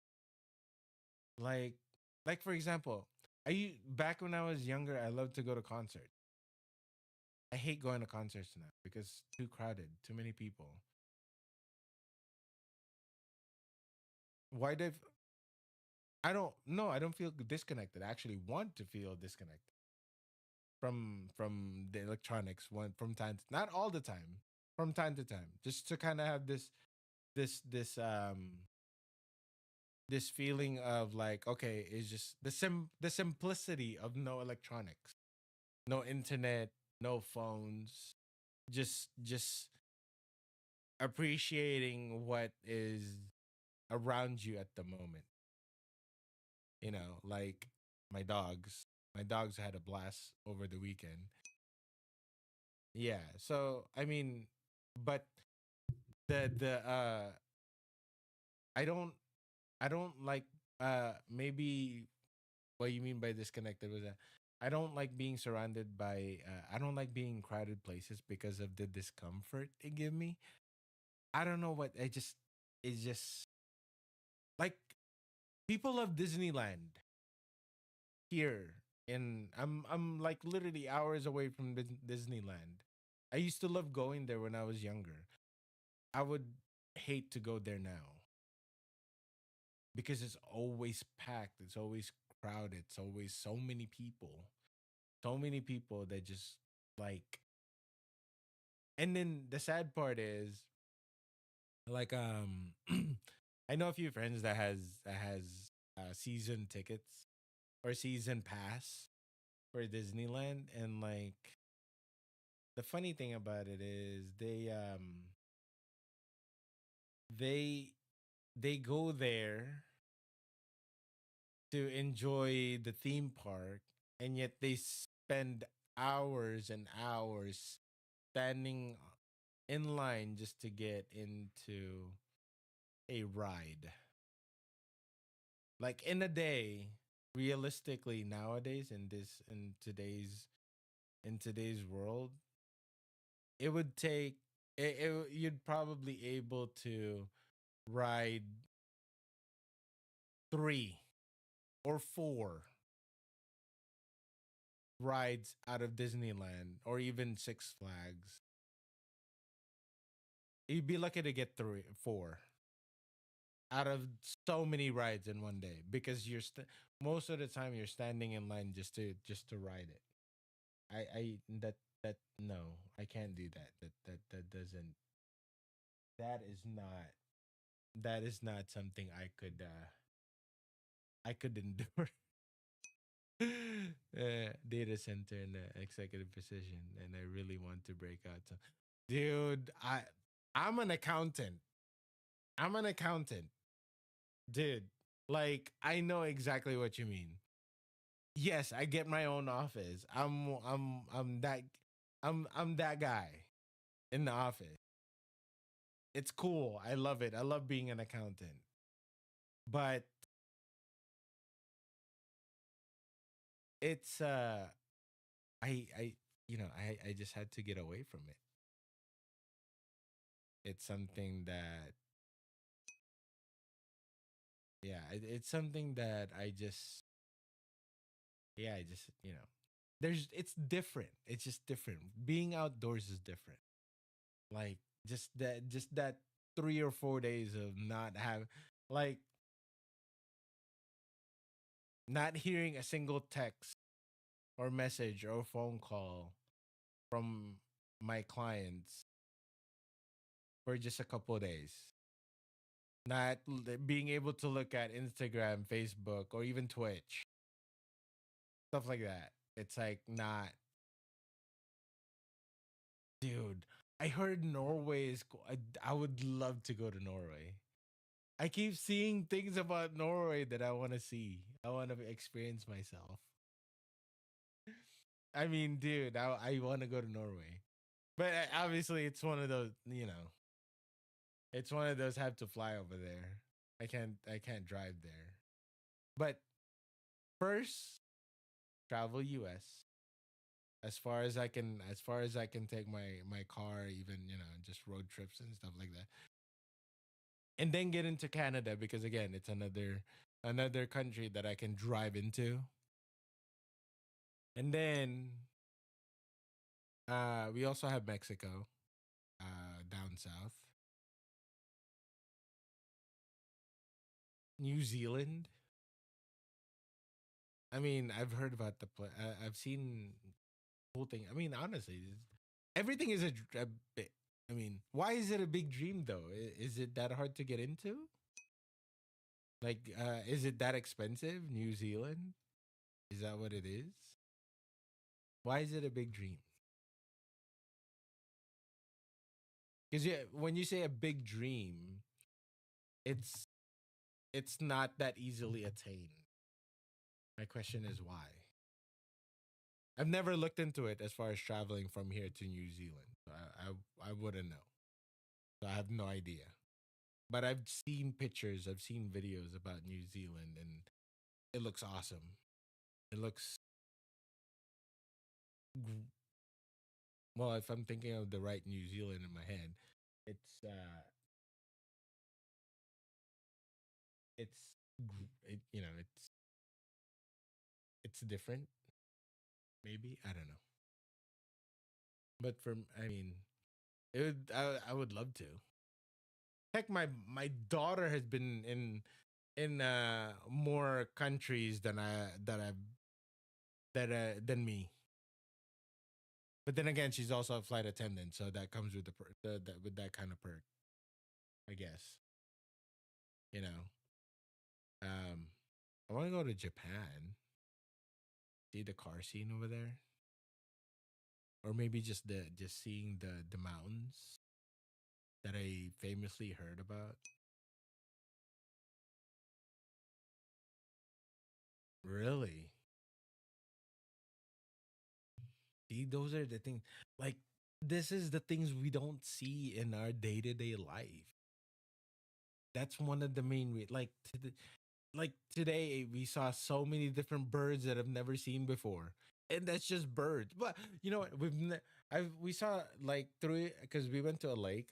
We went to a lake that is a wildlife reserve, here nearby. It's like about an hour and a half away from us, going north, right? And we saw so many, like four different ducks,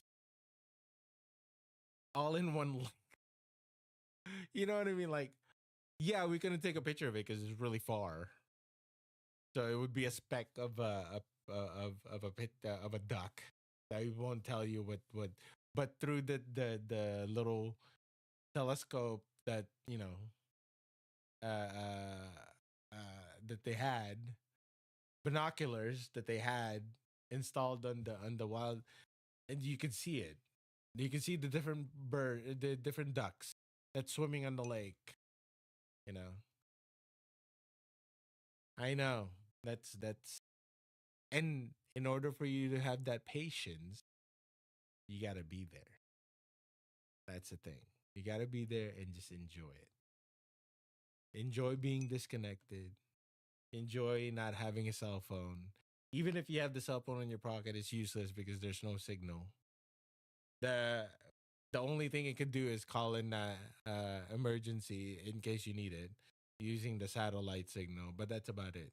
No Facebook, no social media, no Google, no nothing. You know what I mean? That's the best part about it.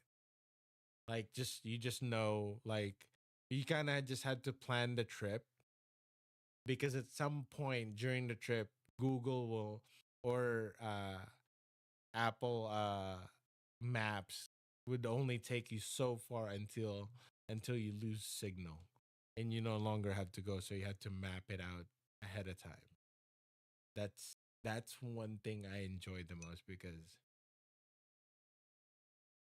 I live in the mountains of Germany, but all you know from Bavaria, Germany is I've heard of it. I didn't know that was from there. I know Oktoberfest is big in Germany, but yeah. But yeah, aside from that, I know nothing about Germany. Aside from everything that I obviously from. Oh, really? Why is it that it sounds so big from whenever we hear about Oktoberfest here? But the thing about it is, you live in a mountain area. I live in well, technically speaking, I live in a in the bottom of the mountain. But yeah, I mean that's true because I'm in Las Vegas.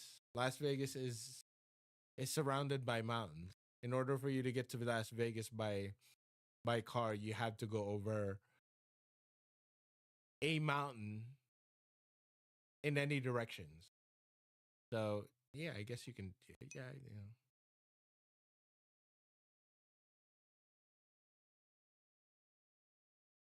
Wait, it's not. Please don't break my heart. It's what do you mean? I thought in autobahn you can drive as fast as you can. It's not. It's not. It's not true. If it's not true, then what? Then what's the limit?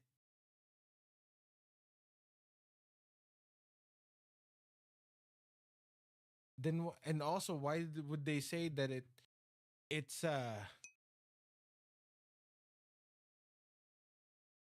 oh, maybe the reason why that the media tells us that it is no limit is because, well, I mean, how many cars, how many people own a car that can go over 165 miles per hour? I don't know what is that in kilometers. I think kilometers is 250 maybe, give or take. So oh, really? I yeah. The only time I ever hit 165 was in a motorcycle. It was a Kawasaki ZX6R, and that took a while to get up to 165. Um, my race car, I got it to about 155.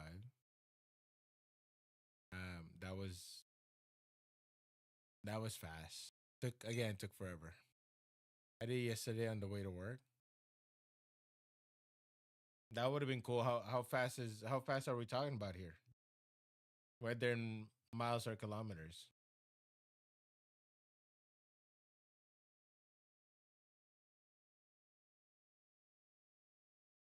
I want to know how fast, because we can't do that here. The most we can go is like before you get. Well, it. I mean, you don't have to. I mean, I kind of know on top of my head approximately how much. Anyways, yeah, here if you go above 85 miles per hour, then you're risking yourself getting a speeding ticket. Yeah, not cool. Speeding ticket is actually really expensive here. It's been a while since I got a speeding ticket. My wife did get one a couple years ago, but yeah, it's been 145 is still no. Hello. So that's the majority of the people here in the U.S. to drive over at 145. They're they average people don't normally know what to do with themselves going 145 miles per hour. I mean, heck, I'm not one to say it neither. I'm like 145 for a extended amount of time. Sure, I don't. Maybe I hit 145 in on a straight on a track, but how long is that? Few seconds. But if you're talking about like 145 on the freeway for a good 30 seconds to more than a minute, oh my god, dude, I wouldn't know what to do with myself. 145 miles per hour. To make it sound like it, geez, 145. Holy crap! The only time I ever achieved 155 in in uh in my car was going downhill. Oh well, well, I like that car. I like that. I mean, generally, I like European cars. I just here in the U.S. I mean, here in the U.S. It's fairly expensive to own a European car, especially those the when you're getting up the trim level too. It's not. Oh yeah, dude. Well, if you're talking about like basic like 3 series, no, it's not. They're about 30-40 grand, I think, maybe in dollars. But um, if you're talking about M3 level or RS, what is it RS? I mean, 30-40 grand in 30 to 40, 30,000 to 40,000 for basic M3. I mean basic M3, basic 3 series, let's say. Um, or like maybe a Mercedes two. This the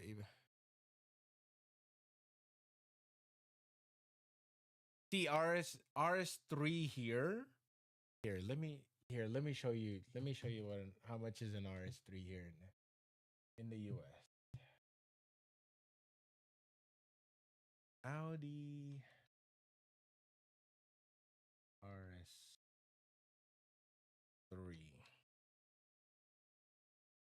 Let's say a 2024 because that's what showed up first. Oh wait. Let's see what's in the inventory they have. All right, here we go. Let me do this real quick. Main display. Okay.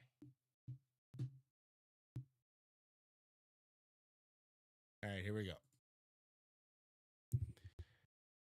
This is the MSRP on a dealership for most dealership for A3. Let's see what. Yeah. Sort by nope. New. Um, that's an A3. I know it's an A3. I'm looking. I'm looking. I'm looking. Let me see what. Drive line, location, body style. Let's say sedan. Okay, A4.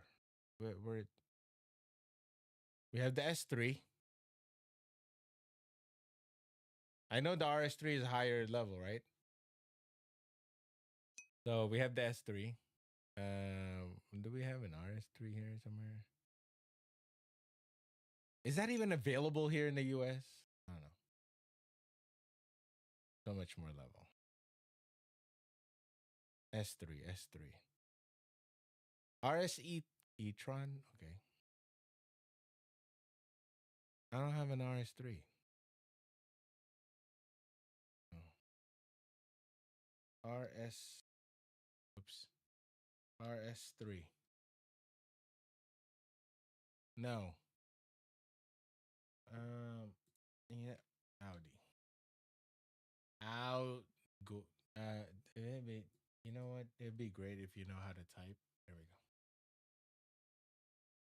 Let's just type Audi. Okay. Audi Las Vegas right here. Okay. Okay. Inventory.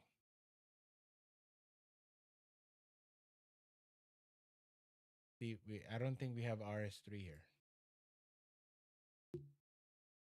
See, I don't look at this stuff because this is not. This is body style. No. Packages. No. Why doesn't it tell me the level? Uh,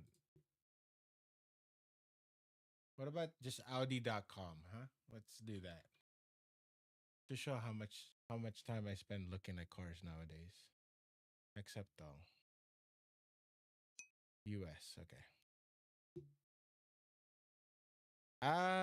You can sure. You should be able to. Models.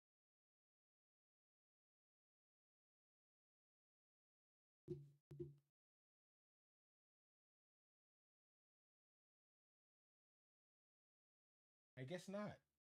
What the hell? Should be able to. I gotta look into that. I thought I removed that already. Um, Send it to me in Discord.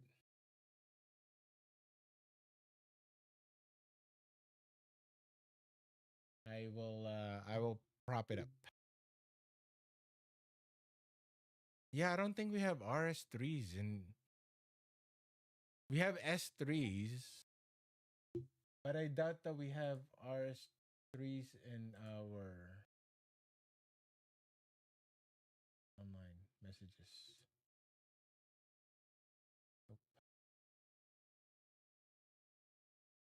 What the? Did you? Where's the messages? Oh, right here. Got it. Found it. Okay, let's put that there. There you go. 65 grand.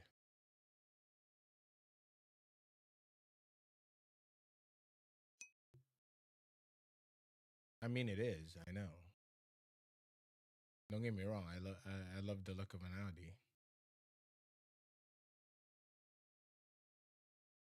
And this is and the thing about it is this is their I mean we're not talking about RS4s or anything like that. It's just this is attainable. 65 grand.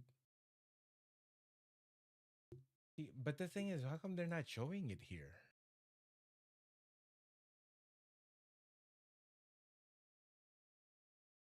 Oh, there it is. See, what?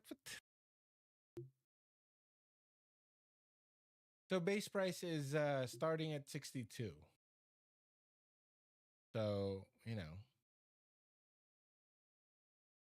I mean, it's definitely attainable.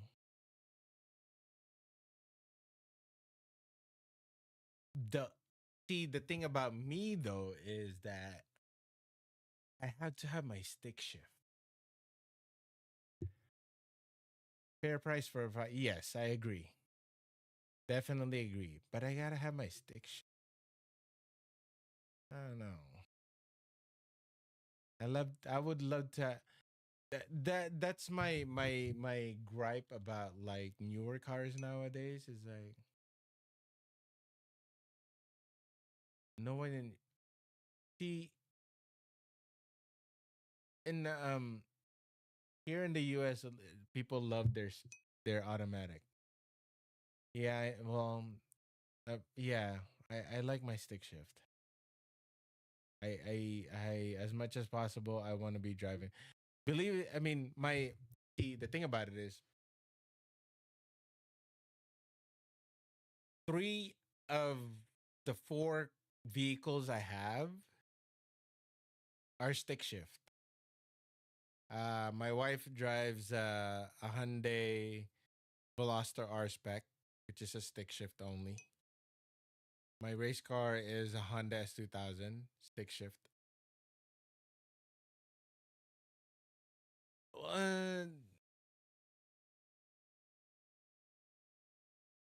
yeah, the with the yep, I know what you mean.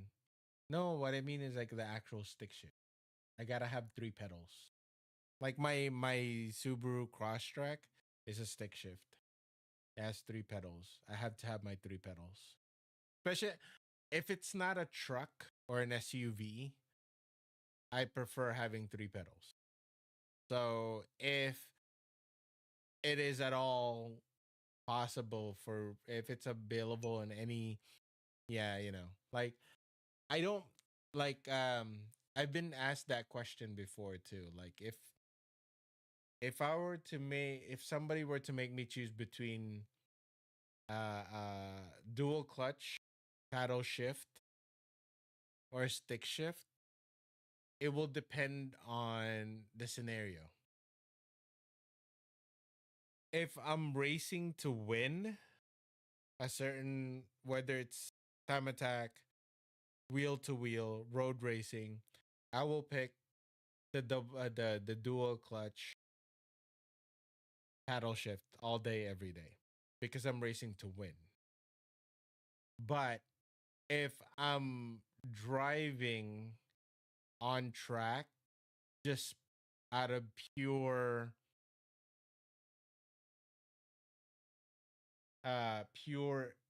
entertainment and satisfaction to myself, then it will be a stick the stick shift. 6 speed, three pedals, or like 5 speed, three pedals. Obviously, depending on the. I mean, they have 7 speed now on the Corvette, but the newer generation ped is only paddle shift dual clutch. But at the end of the day, it's just I like the feeling of the dual clutch for efficiency. Yeah, I know. And that's the thing, dude. I mean, like that's sad. That's sad that it's like slowly moving away from that. Like, in fact, dude, it's so funny. You know, here in the U.S., they say that owning a stick shift is also a security system because a lot of the car thieves in this generation don't even know how to drive a stick shift. And like the way I'm looking, I'm like, how are you? Of course. Yeah, I mean, again, I completely understand I completely understand the electronics behind the dual clutch and all of that. That's cool, and I do appreciate it, and I do enjoy it. but there's just for me, it's I grew up driving a stick shift. What was my first car? My first car was technically speaking, the very first car I actually owned was 1991 Acura Integra LS.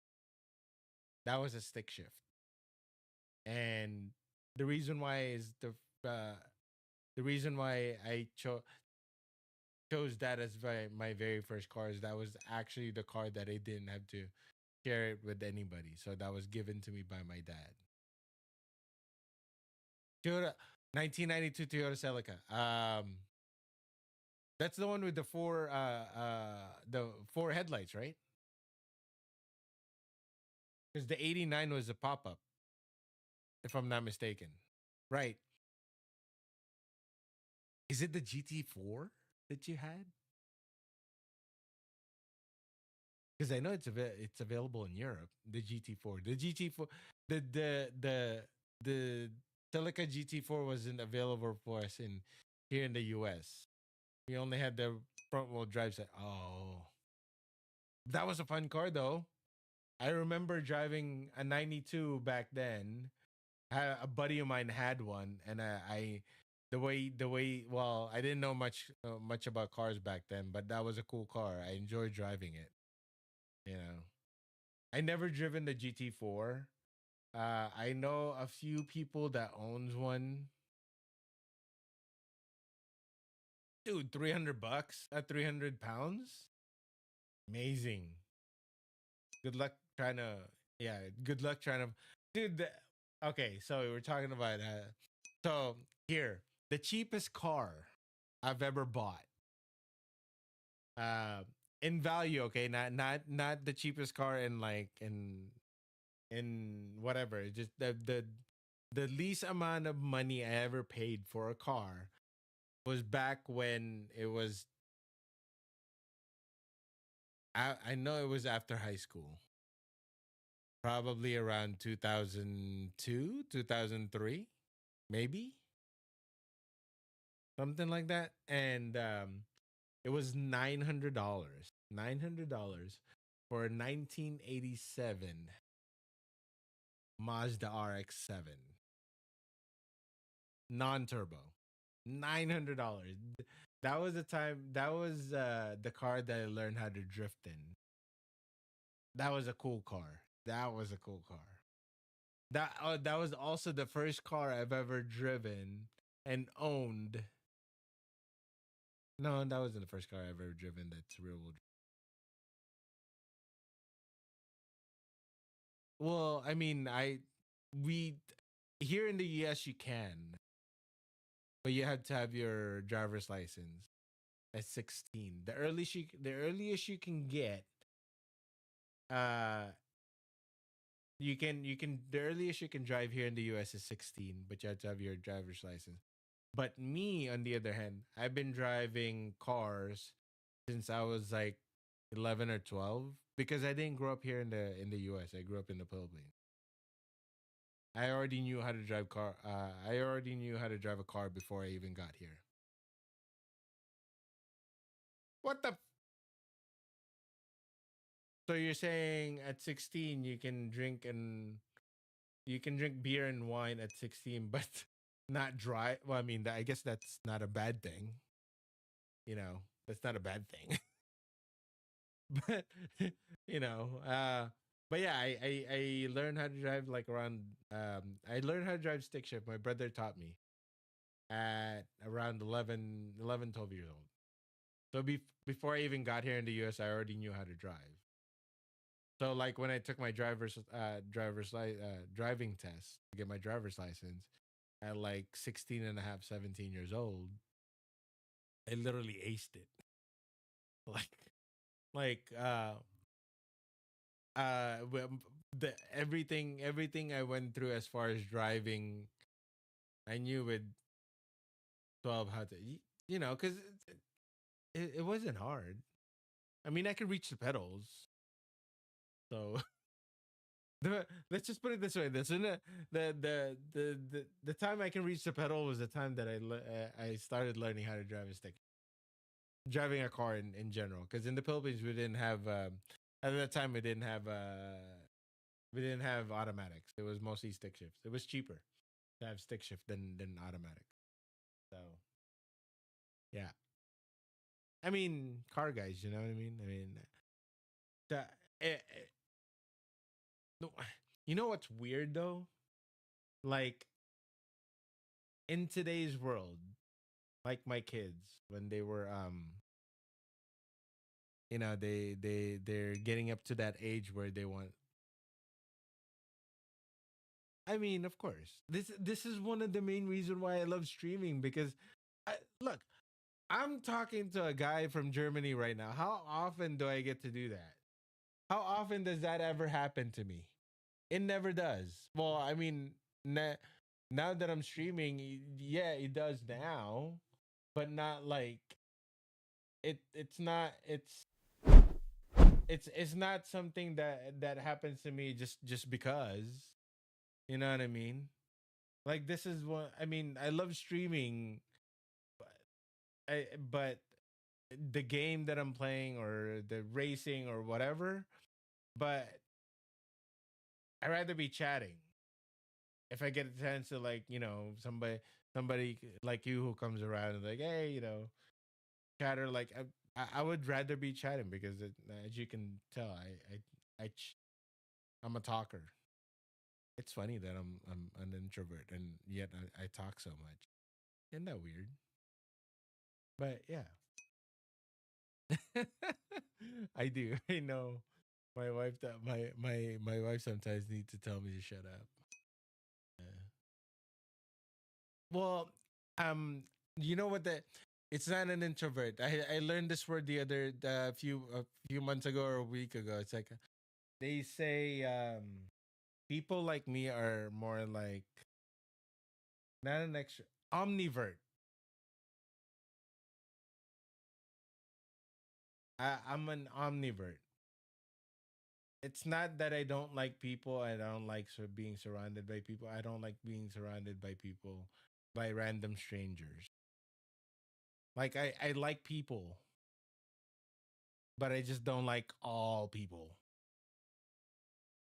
Like I'm omnivert. I think that's the word. Omnivert is that I don't like being surrounded. Yeah, you know what I don't. No, I don't. Please tell me. What don't you want?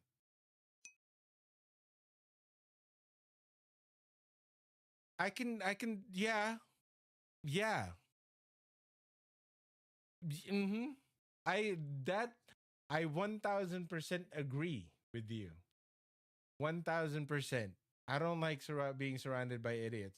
And there's a lot of it, a lot of those nowadays. You know the funny thing about idiots is the fact that um the more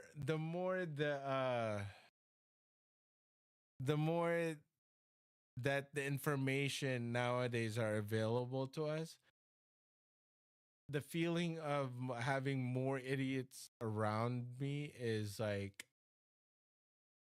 is more common than anything where it's supposed to be like it's supposed to be the complete opposite considering the all the information and all the knowledge is now available in your hands. It shouldn't be that way, and yet it is. You get what I'm saying? Like back in our day, you're 39 years old. You're only what 3 years younger than me. Back when we were growing up, it didn't feel that way. You know what I mean? It feels like we were surrounded by more intelligent people because I guess it's harder at that time. It was harder to attain information and knowledge versus now. It's like it's literally in the it's literally in our fingertips where people are too lazy to even look. People. It's like oh yeah, it's right there. They take it for granted that it's just right there. Like intelligence is only option. Exactly. It's only optional because they don't want to look it up. They don't want to learn. And then on top of that, the the rudeness of people nowadays. I feel like back when we were growing up, respect to respect given to everyone is like, yes, it is voluntary. Even if I'm not native English, I can still be smarted. Exactly. Like I was saying, like respect is like, I know respect is earned in most cases, but you normally just you just respect people. I do my mistakes in English, and that's okay. That's not a problem. That's nothing to be sorry about. I mean, English is not your native language, like you said. That's okay. But again, it's just one of those things that, like, for me, during the times that we were growing up, I feel like we exerted, we put out respect more to people around us for as long as we think they deserve the respect because we are not being disrespected by them. Now, it's like, again, same thing as knowledge, respect is optional. I feel like people nowadays are more rude than ever. Maybe it's just me. You know what I mean? It's just we live in a different world. Like I was telling my wife the other day, or not the other day, but at some point, uh from our previous conversation. I told her, I'm so glad that I'm no longer dating and I'm already married. Reason for that is the reason why I said that was because, especially women nowadays, they have this certain standards that, like, forget forget the idea of the so-called idea of starting a life and building a life with somebody versus giving a certain lifestyle, giving that already built towards the woman that you're supposed to marry. Like, they don't want most. I mean, from my understanding and from everything that I'm seeing, it's like they don't want.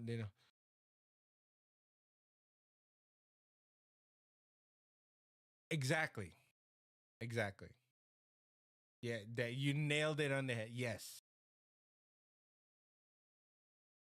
they don't understand that relationship and everything that is being that you work hard to build together is it's that you have to build it. It's not given. Like, I think nowadays that's how it is. I mean, I don't want to think of it that way, but it's true. Even my daughter says it. I mean, obviously she's not like that, but you know, from what she's seeing, that's how it is. Even my son says the same thing.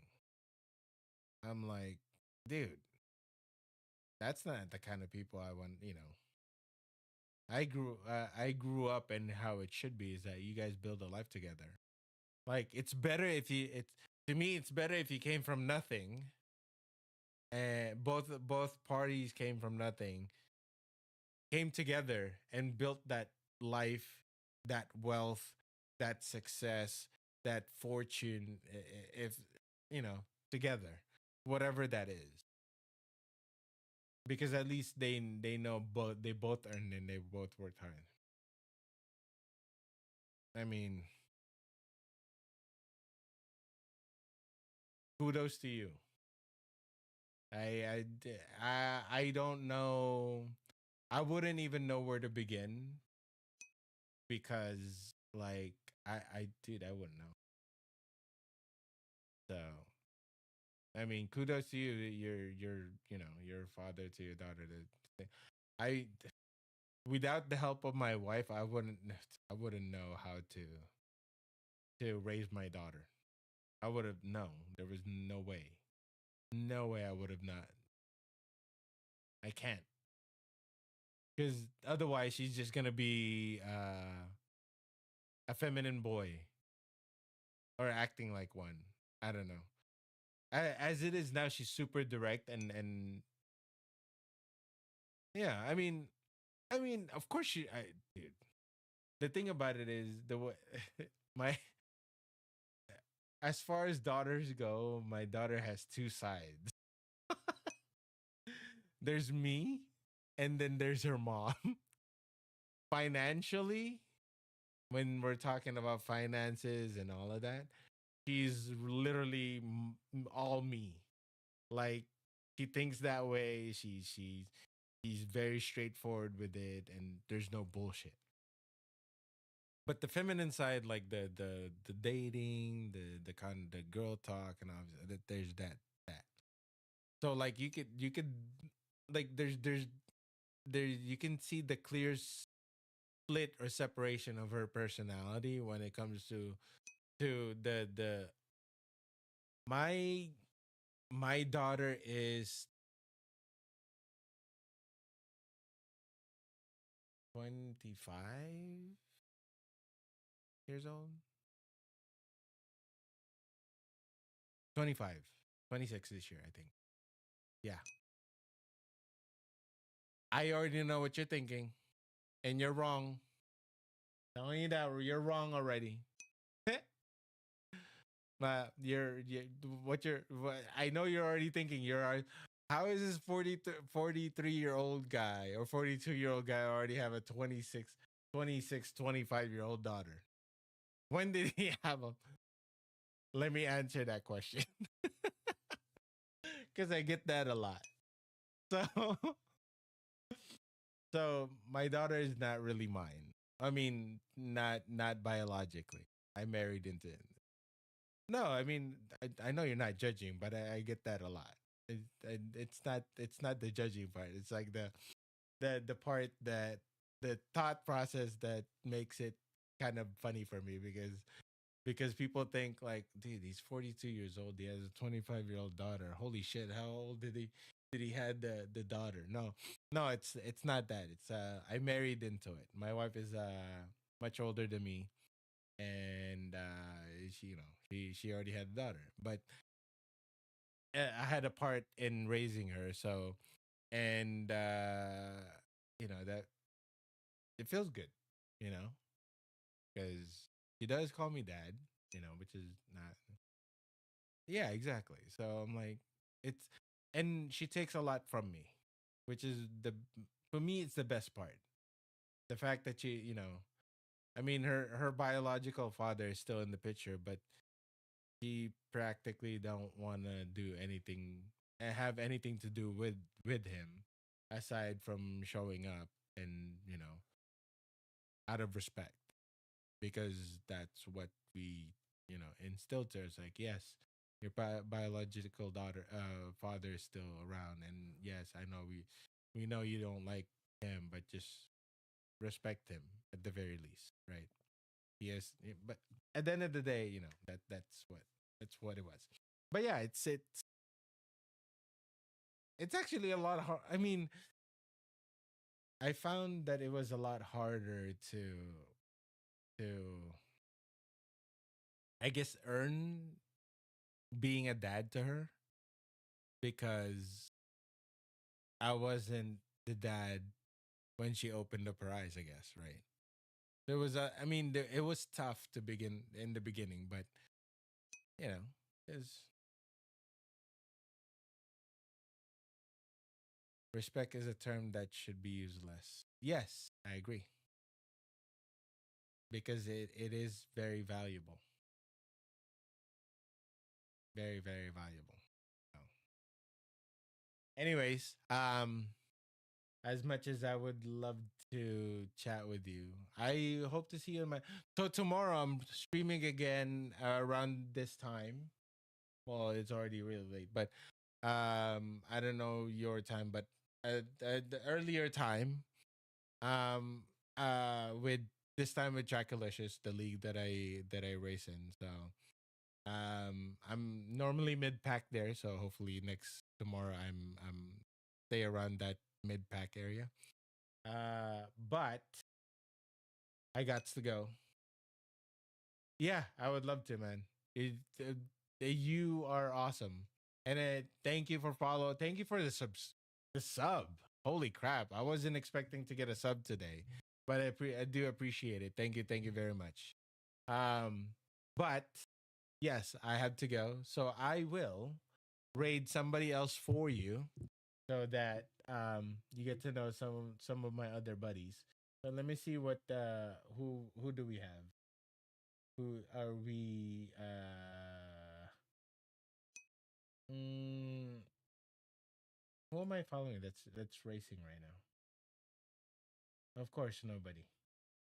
Oh no, wait. Oh yeah, we have it, dude. This guy. All right, so but you need to work in the. They got 20 minutes. So there's this dude. That. Oh no, we have it. This dad is bad. This dad's bad. Okay, cool. So we'll rate this guy. This guy is an iRacer. So cool dude. Every time I raid, so he has to do push up for every amount of raiders that comes in. So we're gonna raid him so that we get him to do his push ups. All right. So we're gonna start a raid.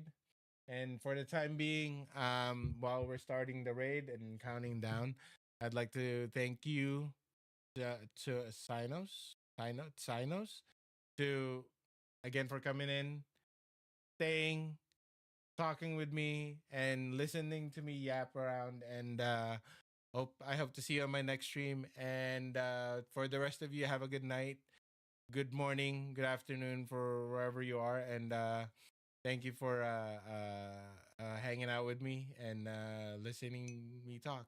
So, all right, good night, and we'll start the raid right about now. See ya. Oxford Plains, last to survive wins. What'd you say, Cody?